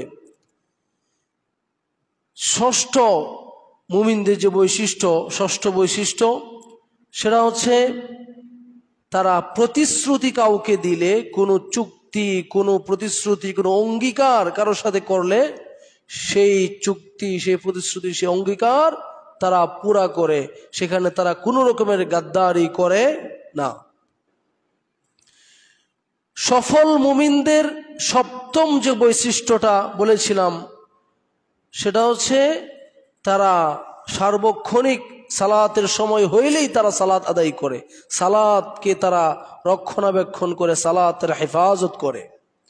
এই 7টি বৈশিষ্ট্য হচ্ছে সফল মুমিনদের 7টি বৈশিষ্ট্য।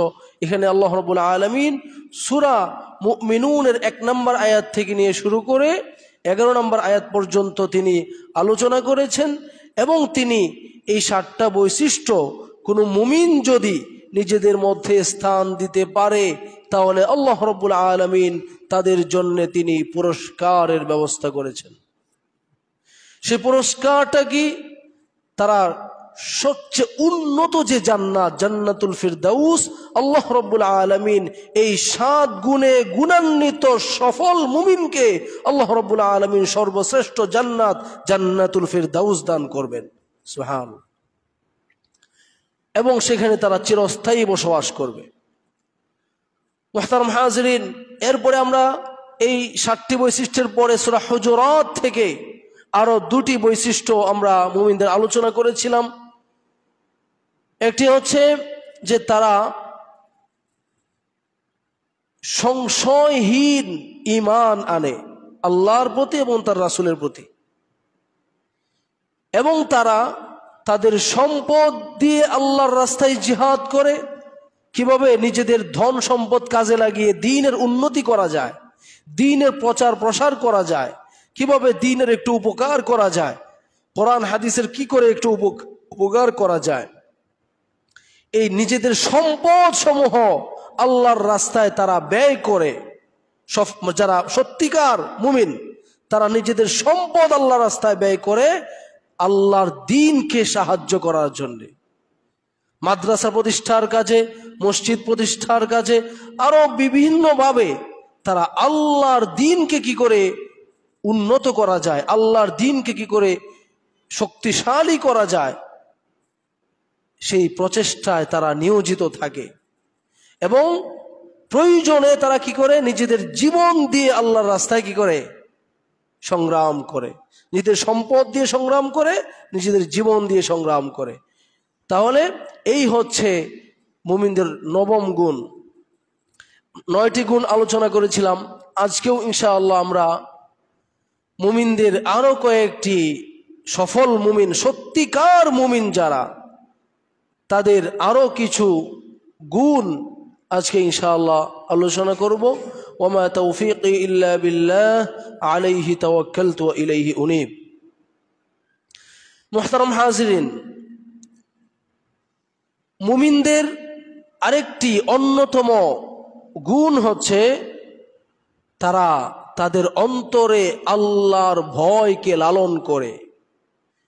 যখনই তাদের সামনে আল্লাহর নামটা উচ্চারিত হয় তাদের অন্তর ভয়ে প্রকম্পিত হয়ে যায়।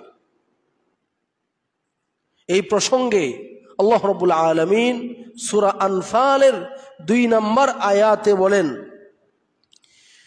ইন্নামাল মুমিনুনা আল্লাযীনা ইযা যুকিরাল্লাহু ওয়াজিলাত কুলুবুহুম, নিশ্চয়ই প্রকৃত ঈমানদার তো কেবল তারাই যাদের অন্তর আল্লাহর স্মরণে, আল্লাহকে যখনই তাদের মনে আসে, আল্লাহকে মনে করার সাথে সাথে তাদের অন্তর আল্লাহর ভয়ে প্রকম্পিত হয়, আল্লাহর ভয়ে ভীত হয়ে যায়। একজন মুমিন তার সামনে যখন আল্লাহর আলোচনা হবে, আল্লাহর কথা স্মরণ করা হবে, তখন সে তার অন্তরের তার বৈশিষ্ট্যই হচ্ছে সে আল্লাহর ভয়ে ভীত হয়ে যাবে। এখন আমাদের অবস্থা কি? আমাদের অবস্থা তো সম্পূর্ণ বিপরীত। আল্লাহর কথা স্মরণ হলে মনে ভয় আসবে দূরের কথা, আল্লাহ কোরআনে আয়াত দিয়েও যদি দাওয়াত দেওয়া হয় তখন সে বলে রাখ তোর আয়াত, হাদিস মারাইস না, এরকম কথাবার্তা তারা বলে। অর্থাৎ তারা আল্লাহর আলোচনা যখন তাদের সামনে আসে, আল্লাহর ব্যাপারে আল্লাহকে যখন তাদের স্মরণ করিয়ে দেওয়া হয় যে আল্লাহকে ভয় করো, তুমি এই গুনাহ পরিত্যাগ করো, তখন সে আরো ক্রিটিসাইজ করে। এটা হয়ে গেছে আজকে আমাদের অবস্থা। অথচ মুমিন হতে হলে, সত্যিকার মুমিনের বৈশিষ্ট্য এটি। আল্লাহ এই আয়াতের পরে বলতেছেন উলাইকা হুমুল মুমিনুনা হাক্কা। এখানে আল্লাহ যে বৈশিষ্ট্যগুলি আলোচনা করেছেন, এইগুলি যাদের মধ্যে আছে আল্লাহ তাদেরকে বলতেছেন এরা হচ্ছে সত্যিকার ঈমানদার, এরা হচ্ছে সত্যিকার মুমিন। মানে এই বৈশিষ্ট্য, এই গুণগুলি অবশ্যই অবশ্যই একজন মুমিনের ভিতরে থাকতে হবে। আপনি আল্লাহর কথা স্মরণ হইলে হেসে খেলে আল্লাহকে নিয়ে টাট্টা বিদ্রুপ করবেন, কোরআন আয়াত নিয়ে টাট্টা বিদ্রুপ করবেন, তাহলে আপনার ঈমানই থাকবে না। আল্লাহ রাব্বুল আলামিন অন্য আয়াতে বলেছেন কুল আবিল্লাহি ওয়া আয়াতিহি ওয়া রাসূলিহি কুনতুম তাস্তাহজিউন লা তা'তাযিরু ক্বাদ কাফারতুম বা'দা ঈমানিকুম। তোমরা কি আল্লাহকে নিয়ে, আল্লাহর আয়াত সমূহ নিয়ে, কোরআনের আয়াত নিয়ে এবং আল্লাহর রাসূলকে নিয়ে টাট্টা বিদ্রুপ করো? লা তা'তাযিরু, এই যে অন্যায় তোমরা করেছো এরপরে আর তোমরা কোন রকমের উজর পেশ করো না, অজুহাত পেশ করো না যে এই কারণে ওই কারণে আমরা টাট্টা বিদ্রুপ করেছি। ক্বাদ কাফারতুম বা'দা ঈমানিকুম, তোমরা ঈমানদার হওয়ার পরে এখন এই কর্ম করার কারণে তোমরা বেঈমান হয়ে গেছো, কাফের হয়ে গিয়েছো। নাউযু বিল্লাহি মিন যালিক। সেজন্য যখন একজন মুমিনের বৈশিষ্ট্য হচ্ছে, যখনই আল্লাহর আলোচনা হবে, যখনই আল্লাহর কথা তার মনে স্মরণ হবে, তখনই তার অন্তরটা আল্লাহর ভয়ে ভীত হয়ে যাবে। এই বৈশিষ্ট্যটা একজন মুমিনের মধ্যে থাকতেই হবে। এছাড়া একজন মুমিন কোনো অবস্থাতেই কি হতে পারবে না? প্রকৃত ঈমানদার হতে পারবে না। মুহতারাম হাজিরিন, যে ব্যক্তি নিজের অন্তরে আল্লাহর ভয়, খাশিয়াতুল্লাহ, আল্লাহর ভয়কে নিজের অন্তরে জায়গা দিতে পারবে, আল্লাহ রাব্বুল আলামিন তার জন্য জান্নাতের ঘোষণা দিয়েছেন। সুবহানাল্লাহ। আল্লাহ রাব্বুল আলামিন বলেছেন, وَأَمَّا مَنْ خَافَ مَقَامَ رَبِّهِ وَنَهَى النَّفْسَ عَنِ الْهَوَى فَإِنَّ الْجَنَّةَ هِيَ الْمَأْوَى।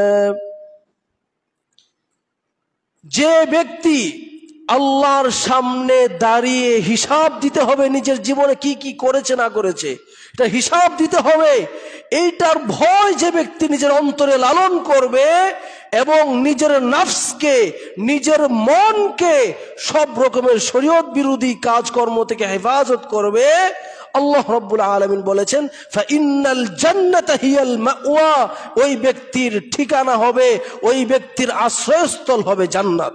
সুবহানাল্লাহ। সেজন্য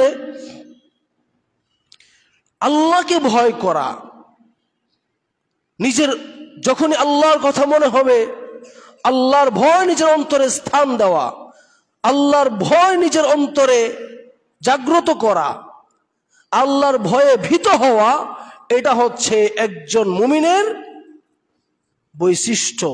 এটা থাকতেই হবে, কারণ আল্লাহ বলেছেন এই গুণগুলি থাকলে সত্যিকার ঈমানদার হওয়া যাবে।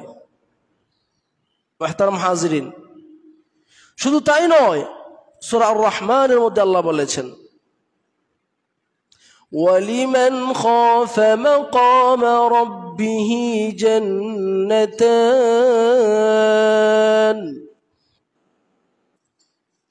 যে ব্যক্তি আল্লাহর সামনে কিয়ামতের দিন দাঁড়াতে হবে এটাকে ভয় করবে, আল্লাহ রাব্বুল আলামিন তার জন্য 2টা জান্নাতের ব্যবস্থা করেছে।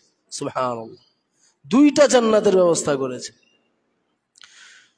মুহতারাম হাজিরিন, আল্লাহ রাব্বুল আলামিন আমাদেরকে অনেক সময় তিনি বিভিন্নভাবে, আমরা আল্লাহকে ভয় করি কিনা, আমাদের অন্তরে আল্লাহর কথা স্মরণ হলে আল্লাহকে আমরা ভয় করি কিনা, এটা আল্লাহ রাব্বুল আলামিন অনেক সময় পরীক্ষা করেন। আল্লাহ রাব্বুল আলামিন সূরা মায়েদার এক আয়াতের মধ্যে বলেন ওয়ারিমাহুকুম লিয়া'লামাল্লাহু মান ইয়াখাফুহু বিল গায়ব, যে যারা মুহরিম হাজি, হজের ইহরাম বেঁধে ফেলেছে, এখন আর কোনো পশু, হরিণ বা অন্য কোনো বন্য পশু পাখি সামনে আসলে এদেরকে আর এখন কি করতে পারবে না? শিকার করতে পারবে না, কারণ সে ইহরাম বেঁধে ফেলেছে। এখন কথার কথা, কোনো মানুষ দেখতেছে না যে এখানে তার সামনে ধরেন একজন মুহরিম হাজি, তার সামনে একটা হরিণ পড়ছে অথবা একটা পাখি বা যে কোনো একটা বন্য পশু যেটার মালিকানা নাই, এরকম একটা পশু পড়ছে। এখন তার সুযোগ আছে, ইচ্ছা করে সে এটা ধরে ফেলতে পারে অথবা তীর দিয়ে এটাকে সে শিকার করতে পারে। আল্লাহ বলতেছেন লিয়া'লামাল্লাহু মান ইয়াখাফুহু বিল গায়ব, এখানে মানুষ নাই, মানুষ তোমাকে দেখতেছে না, কিন্তু তুমি আসলে আল্লাহকে ভয় করো কিনা এটা আল্লাহ রাব্বুল আলামিন তোমাকে পরীক্ষা করে দেখবেন। সুবহানাল্লাহ। সুতরাং আল্লাহর ভয়, যখনই আল্লাহর কথা মনে হবে, একজন ব্যক্তির অন্তরটা যদি আল্লাহর ভয়ে কেঁপে উঠে, আল্লাহর ভয়ে যদি ভীত হয়, তাহলে আল্লাহ বলতেছেন এই গুণটার কারণে তাকে বলা যাবে কি সে সত্যিকার ঈমানদার। আল্লাহর ভয় থাকতে হবে। মুহতারাম হাজিরিন, এরপরে যে বৈশিষ্ট্যটা সত্যিকার ঈমানদার হওয়ার জন্যে, যে বৈশিষ্ট্যটা একজন মুমিনের ভিতরে অবশ্যই অবশ্যই লাগবে, সেটি হচ্ছে ওয়াইযা তুলিয়াত আলাইহিম আয়াতুহু যাদাতহুম ঈমানা, যখনই কোরআনের আয়াতগুলি তার সামনে তেলাওয়াত করা হবে তার ঈমান বৃদ্ধি পাবে। মানে কোরআনের মাধ্যমে, কোরআন তেলাওয়াত করে অথবা কোরআন তেলাওয়াত শোনার মাধ্যমে, কোরআন তেলাওয়াত করার মাধ্যমে অথবা কোরআন তেলাওয়াত শোনার মাধ্যমে সে তার ঈমানকে বৃদ্ধি করে। ঈমানকে কি করে? বৃদ্ধি করে। সুতরাং একজন সত্যিকার মুমিনের বৈশিষ্ট্য হচ্ছে এটি যে সে তার ঈমানকে কোরআন তেলাওয়াতের মাধ্যমে কি করবে? বৃদ্ধি করবে।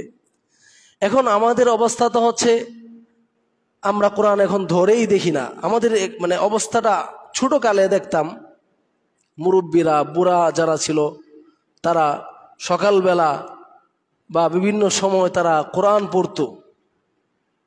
এখন মানুষ তেমন মানুষের হাতে কোরআন দেখাই যায় না, মানুষের হাতে তেমন কোরআন দেখাই যায় না। এটা সত্যি একটা দুঃখজনক বিষয়। এই কোরআন কিয়ামতের দিন আমাদের বিরুদ্ধে সাক্ষ্য দিবে। সহিহ মুসলিমের হাদিসে এসেছে নবী করিম সাল্লাল্লাহু আলাইহি ওয়াসাল্লাম বলেছেন, আল কুরআনু হুজ্জাতুন লাকা আও আলাইক। কিয়ামতের দিন এই কোরআন তোমার পক্ষে সাক্ষ্য দিবে অথবা তোমার বিপক্ষে সাক্ষ্য দিবে। কোরআন যদি তেলাওয়াত করে থাকো, কোরআনের যদি অর্থ বুঝে থাকো, কোরআনের উপর যদি আমল করে থাকো, কোরআনের প্রতি যদি মানুষকে দাওয়াত দিয়ে থাকো, তাহলে এই কোরআন কি করবে? তোমার পক্ষে সাক্ষ্য দিবে। আর কোরআনে কোনো হকই তুমি আদায় করলা না, তাহলে এই কোরআন কিয়ামতের দিন তোমার বিপক্ষে সাক্ষ্য দিবে। শুধু কোরআন সাক্ষ্য দিবে বিপক্ষে এমন নয়, আমাদের নবী মুহাম্মদুর রাসূলুল্লাহ সাল্লাল্লাহু আলাইহি ওয়াসাল্লাম পর্যন্ত তিনি কোরআনের পক্ষ হয়ে তার এরকম উম্মত যারা কোরআনের হক আদায় করে নাই এদের বিরুদ্ধে আল্লাহ রাব্বুল আলামিনের কাছে নবী করিম সাল্লাল্লাহু আলাইহি ওয়াসাল্লাম স্বয়ং নিজে তিনি মামলা পেশ করবেন, তিনি আল্লাহর কাছে স্বয়ং বিচার দিবেন। এই প্রসঙ্গে আল্লাহ রাব্বুল আলামিন বলেন, ওয়াকালা আর-রাসূলু ইয়া রাব্বি ইন্না কওমি ইত্তাখাযু হাযাল কুরআনা মাহজুরা। কিয়ামতের দিন আল্লাহর রাসূল বলবেন, ইয়া রব, হে আমার প্রতিপালক, ইন্না কওমি ইত্তাখাযু হাযাল কুরআনা মাহজুরা, আমার কওম এই কোরআনকে তারা ছেড়ে দিয়েছে, পরিত্যক্ত ঘোষণা করেছে, তারা এই কোরআনের হক আদায় করে নাই।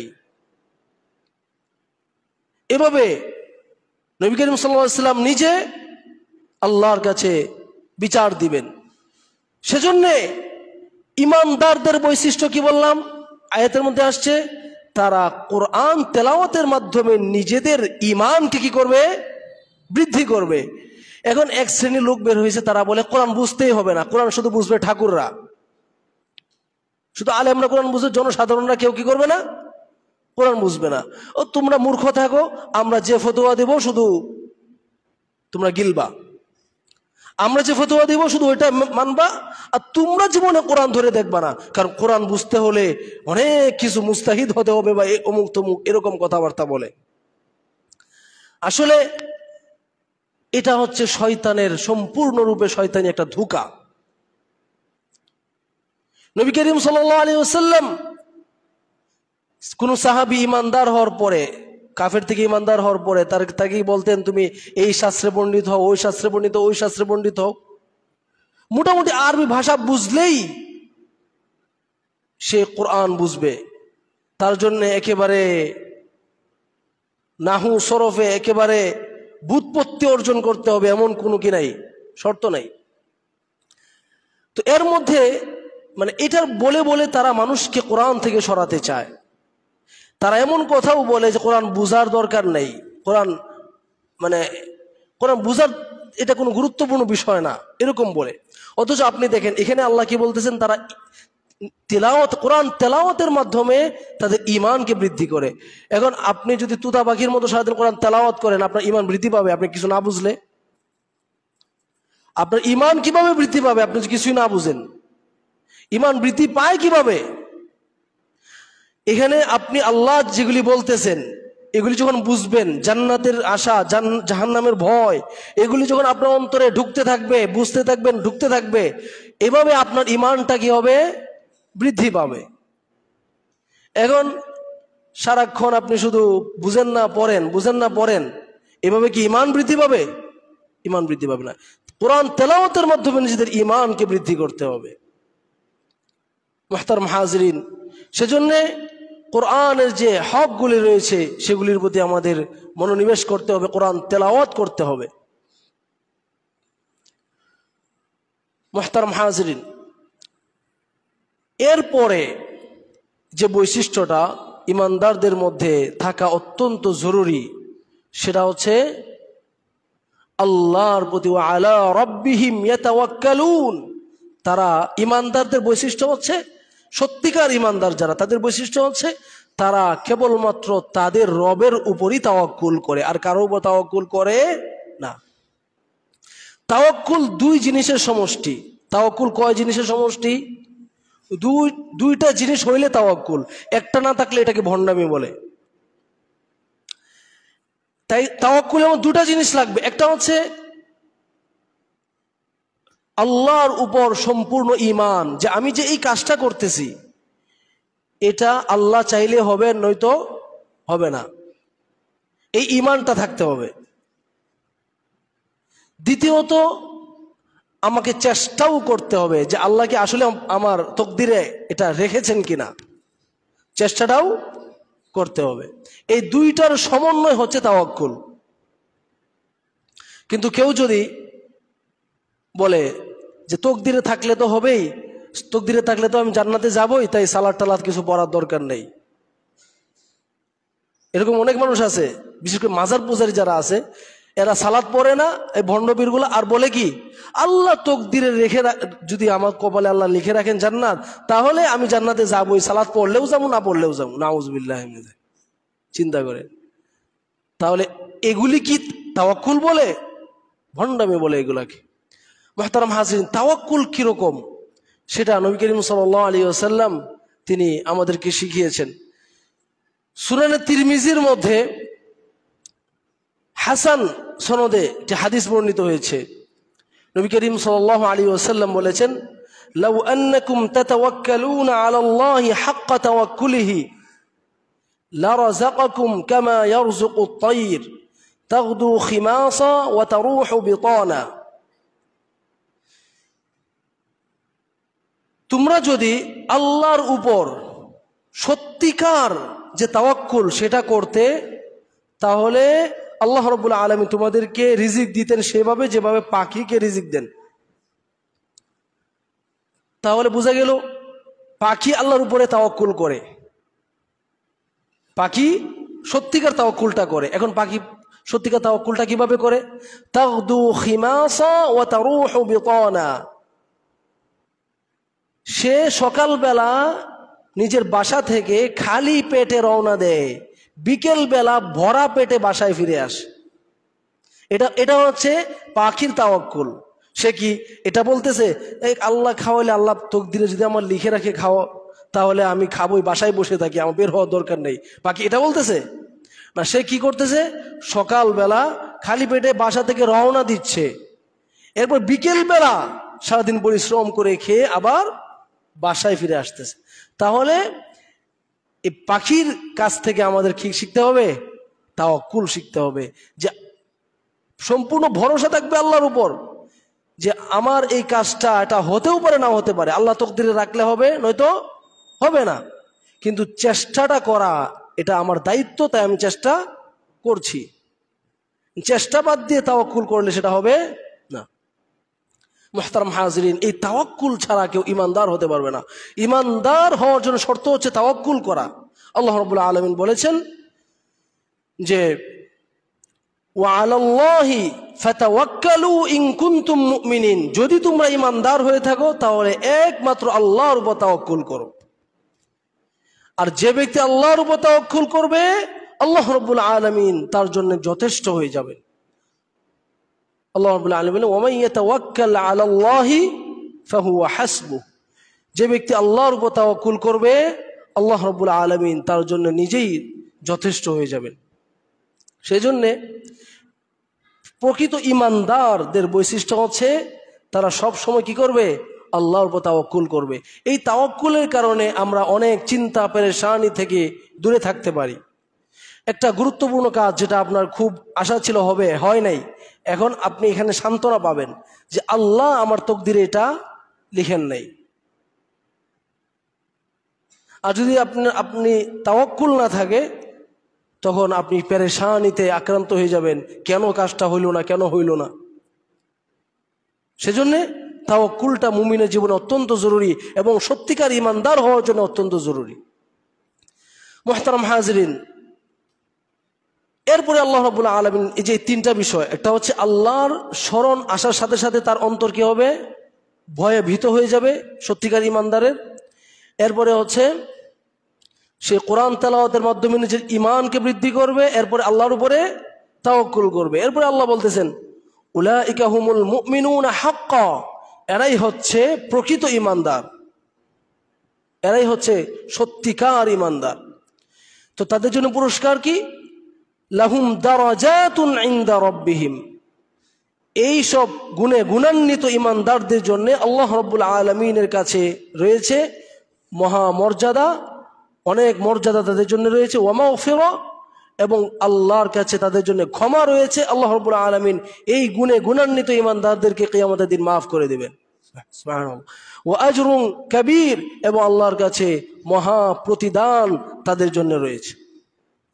তো সেজন্য এই তিনটা এখানে আমরা গুণ আলোচনা করেছি। গত সপ্তাহে 9টা, আজকে এখন এই পর্যন্ত হয়েছে কয়টা? আর 3টা, মোট 12টা। আল্লাহ রাব্বুল আলামিন কোরআনের সূরা তাওবা এর মধ্যে আরো কিছু মুমিনদের বৈশিষ্ট্য আলোচনা করেছেন, মানে সফল ইমানদারদের আরো কিছু গুণ তিনি আলোচনা করেছেন। এর মধ্যে একটা হচ্ছে والمؤمنون والمؤمنات بعضهم أولياء بعض, ইমানদারদের বৈশিষ্ট্য হচ্ছে তারা একে অপরকে অভিভাবক নেতা বানায়, বন্ধু অভিভাবক নেতা ইমানদারকে বানায়। কখনো কোনো ইমানদার, কোনো হিন্দু, কোনো কাফের, ইহুদি, খ্রিস্টান একে নিজের ওলি, নিজের অভিভাবক, নিজের নেতা অথবা নিজের বন্ধু বানায় না। এটা হচ্ছে মানে মুমিন হতে গেলে, সত্যিকার মুমিন যদি হতে চায় কেউ, তাহলে এই বৈশিষ্ট্যটা নিজের মধ্যে থাকতে হবে। কোনো কাফেরকে নিজের বন্ধু বানানো যাবে না, কারণ কাফেরের মাঝে আর আমার মাঝে চিরস্থায়ী শত্রুতার ঘোষণা করা হয়েছে ইব্রাহিম আলাইহিস সালামের কণ্ঠে। আল্লাহ রাব্বুল আলামিন বলেন কাফারনা বিকুম ওয়া বাদা বাইনানা ওয়া বাইনাকুমুল আদাওয়াতু ওয়াল বাগদাউ আবাদান হাত্তা তুমিনু বিল্লাহি ওয়াহদা, যে হে কাফেররা, আমরা তোমাদের প্রতি কুফরি করলাম। ওয়া বাদা বাইনানা ওয়া বাইনাকুমুল আদাওয়াতু ওয়াল বাগদা, আমাদের মাঝে এবং তোমাদের মাঝে চিরস্থায়ী শত্রুতা এবং বিদ্বেষ প্রতিষ্ঠিত হয়ে গিয়েছে। কাদের মাঝে? ইমানদার ও কাফেরের মাঝে কি হয়ে গেছে? চিরস্থায়ী শত্রুতা ও বিদ্বেষ প্রকাশিত হয়ে গেছে, প্রতিষ্ঠিত হয়ে গেছে। হাত্তা তুমিনু বিল্লাহি ওয়াহদা, এই শত্রুতা, এই বিদ্বেষ, এটা তখন চিরতরে বিদায় হবে যখন তোমরা এক আল্লাহর প্রতি ঈমান আনবে। তখন আবার এই শত্রুতা বিদ্বেষ চলে যাবে, তখন তোমরা আবার আমাদেরকে হয়ে যাবে, ভাই হয়ে যাবে।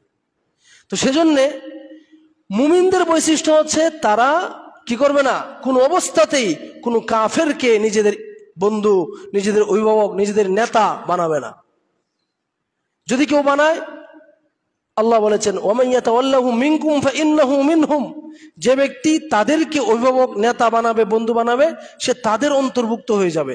এটা একটা ধমকি, মানে সে যদিও এটা কবিরা গুনাহ, মানে কাফের হবে না, কিন্তু কথাটা কত বড় আল্লাহ বলেছেন, মানে সে তাদের অন্তর্ভুক্ত হয়ে যাবে, এরকম কথা আল্লাহ বলেছেন। এখন এই যে গণতান্ত্রিক যে সিস্টেম, এই সিস্টেমে কি করি আমরা? একজন হিন্দু যদি বুটে দাঁড়ায়, নির্বাচনে দাঁড়ায়, আমরা তাকে কি করি? নিজেদের মুসলমানদের নেতা বানাই। এজন্য এটা কুফরি মতবাদ। একমাত্র আহলুল হাদিসগণ এই মতবাদ থেকে পবিত্র। আর সব ধরনের মাযহাবী হোক বা অন্য ফেরকার হোক, যারাই হোক, সবাই এই মতবাদে ঢুকে পড়েছে, সবাই এই মতবাদে, এই কুফরি মতবাদে চলে আসছে। একমাত্র আহলুল হাদিসগণ শুধু এটা থেকে বিরত আছে। তারা এখনো পর্যন্ত তারা কি করে নাই, কোনো ধরনের রাজনৈতিক বা রাজনীতি ভিন্ন জিনিস, কিন্তু আপনার গণতন্ত্র আর রাজনীতি দুটো আলাদা। ইসলামী রাজনীতি আছে, কিন্তু গণতন্ত্রটা ইসলামী না। ডেমোক্রেসি যেটাকে বলে, এই ডেমোক্রেসি, এটাকে আহলুল হাদিস আলেমগণ আগেও কুফরি মতবাদ বলেছেন, এখনো বলতেছে। কারণ এই দিকে গেলে নিজেদের ইমানদারিত্ব থাকে না। এই যে এখন দেখতেছেন না, পূজা মণ্ডপে গিয়ে পূজার শুভেচ্ছা জানাচ্ছে, নাউযু বিল্লাহি মিন যালিক। এরপর কি করতেছে, নিজেদের অর্থ পূজার কাজে দান করতেছে। আস্তাগফিরুল্লাহ ওয়া আতুবু ইলাইহি। কোন ইমানদার যার ভিতরে ন্যূনতম কোন ইমান আছে একটু, সে ব্যক্তি নিজের একটা টাকা আল্লাহর জন্যে, আল্লাহর উপরে জুলুম হবে, শিরক হবে, এমন কাজে সে ব্যয় করতে পারে না। শিরক হচ্ছে কি আল্লাহর উপর সবচেয়ে বড় জুলুম। আপনি ওই কাজে সাহায্য করতেছেন, আল্লাহর উপর জুলুমের কাজে আপনি সাহায্য করতেছেন। আপনি কিসের ইমানদার আপনি দাবি করেন নিজেকে? আবার আপনি দল প্রতিষ্ঠা করে আছেন, ইসলামী দল। এর চেয়ে যারা ঘোষণা দিয়েছে আমরা শরিয়া আইনে বিশ্বাস করি না, এরা বরং স্পষ্ট কাফের হয়ে গেছে। এরা বরং ভালো, মুনাফিকদের চেয়ে কাফেররা ভালো, মুনাফিকের চেয়ে কাফের ভালো। কারণ কাফের যে ইসলাম বিদ্বেষ এটা প্রকাশ্য, কিন্তু মুমিনের, কিন্তু আপনার মুনাফিকদের যে ইসলাম বিদ্বেষ, ইসলাম বিরোধী কর্মকাণ্ড, এটা গোপনে গোপনে চলে এবং এরা ভয়ঙ্কর বেশি। এই কারণে আল্লাহ রাব্বুল আলামিন সূরা বাকারার শুরুর দিকে ইমানদারদের আলোচনা করেছেন কম, কাফেরদের আলোচনাও করেছেন কম, কিন্তু মুনাফিকদের আলোচনা তিনি 2 পৃষ্ঠাব্যাপী করেছেন। কারণ কি, এদের স্বভাবটা চেনাইতে হবে, এরা ভয়ঙ্কর বেশি। মুমিনকে সে স্পষ্ট ইমানদার, এর ইমান আছে প্রকাশ্য, সে কোরআন হাদিস মোতাবেক চলে। কাফেরকে সে মানে না, এটাও প্রকাশ্য। কিন্তু মুনাফিক সে এইদিকে বলে মানে, ওইদিকে মানে না, মানে গোপনে গোপনে থাকে, এর ঝামেলা বেশি। এই কারণে একে চিনাইতে আল্লাহ একটু দীর্ঘ বিস্তারিত আলোচনা করেছেন মুহতারাম হাজিরিন। সেজন্যে ইমানদার কখনো কোনো অমুসলিমকে নিজেদের নেতা নির্বাচন করতে পারে না, সেটা গণতান্ত্রিক ভাবে যে কোনো ভাবে নির্বাচন করতে পারে না।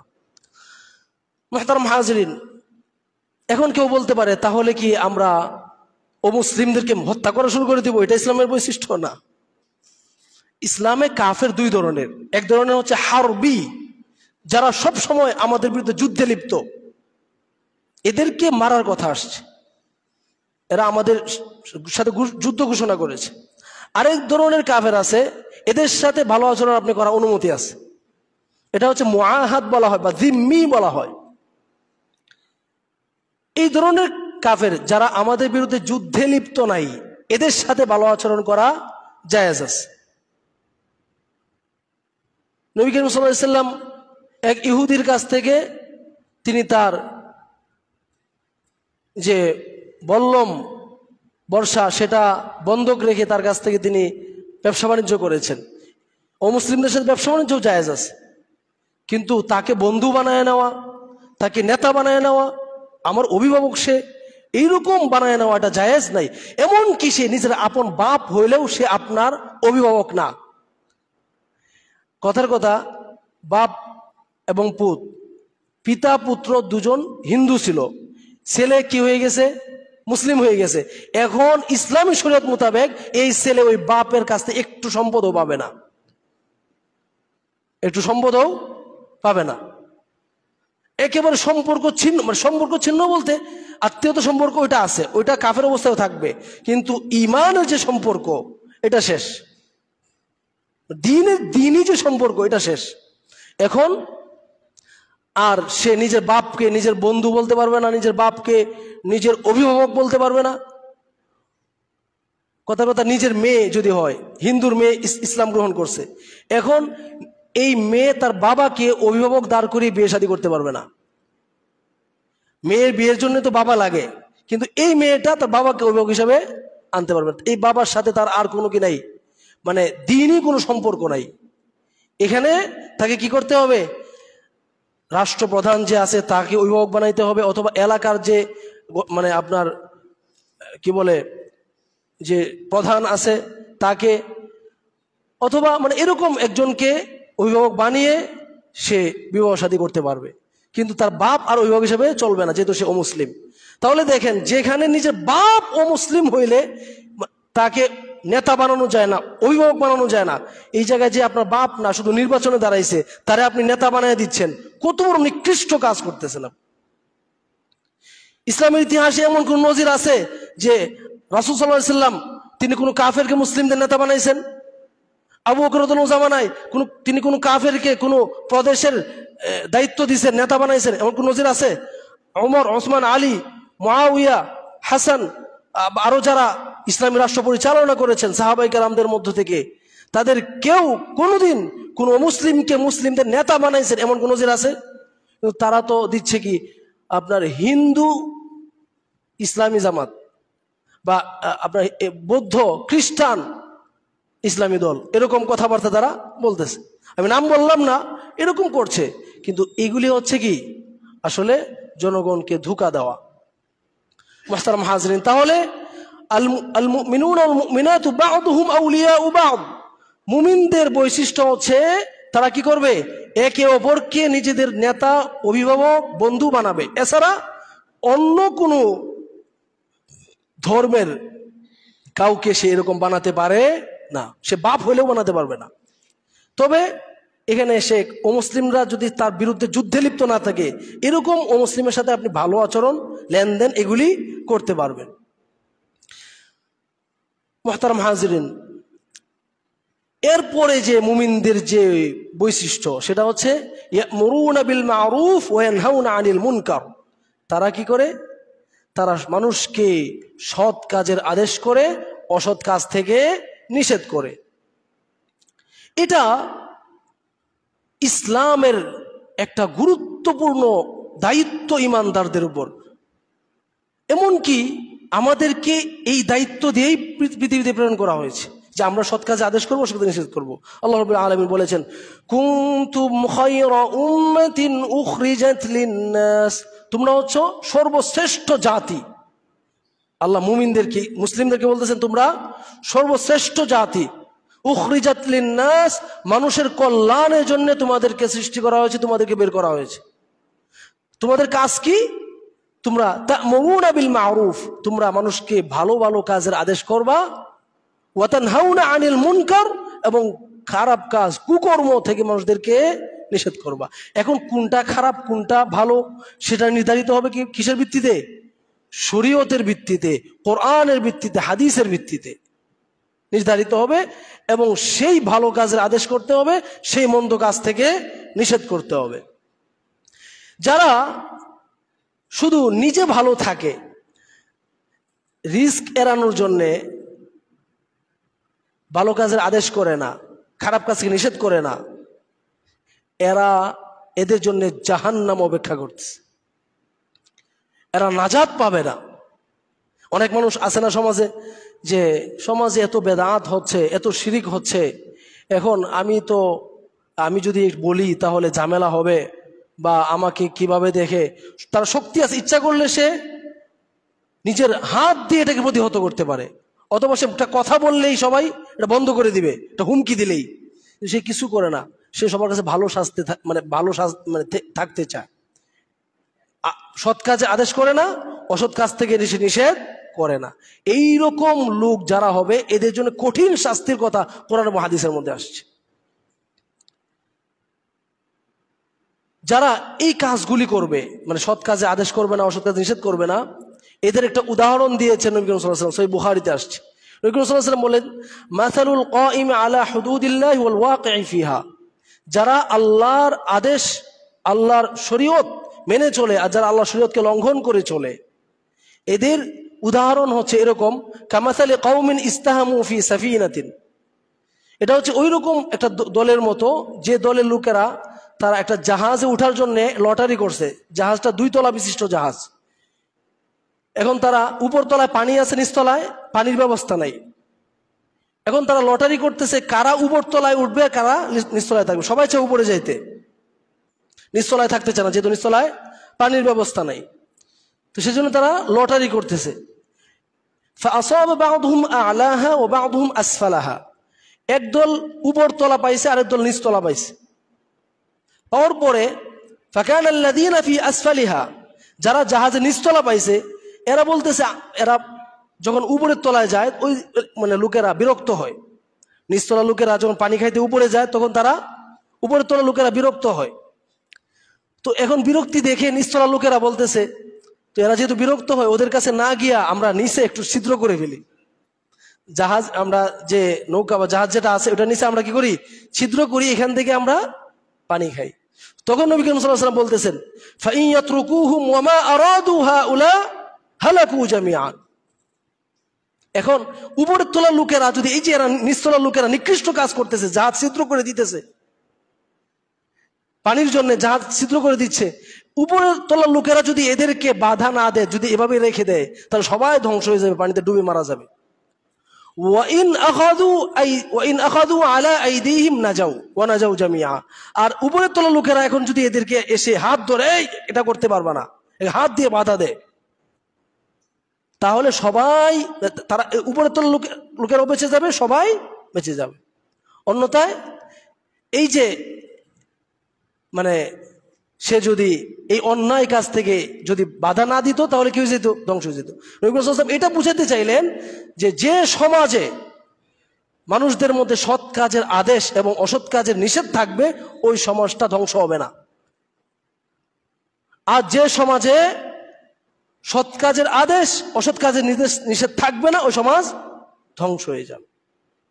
শুধু তাই নয়, সূরা মায়েদা এর আয়াতে আল্লাহ রাব্বুল আলামিন বলেছেন, লুইনাল্লাযীনা কাফারু মিন বনি ইসরাঈল আলা লিসানি দাউদ ওয়া ঈসা ইবনে মারইয়াম যালিকা বিমা আসাউ ওয়া কানু ইয়াতাদুন।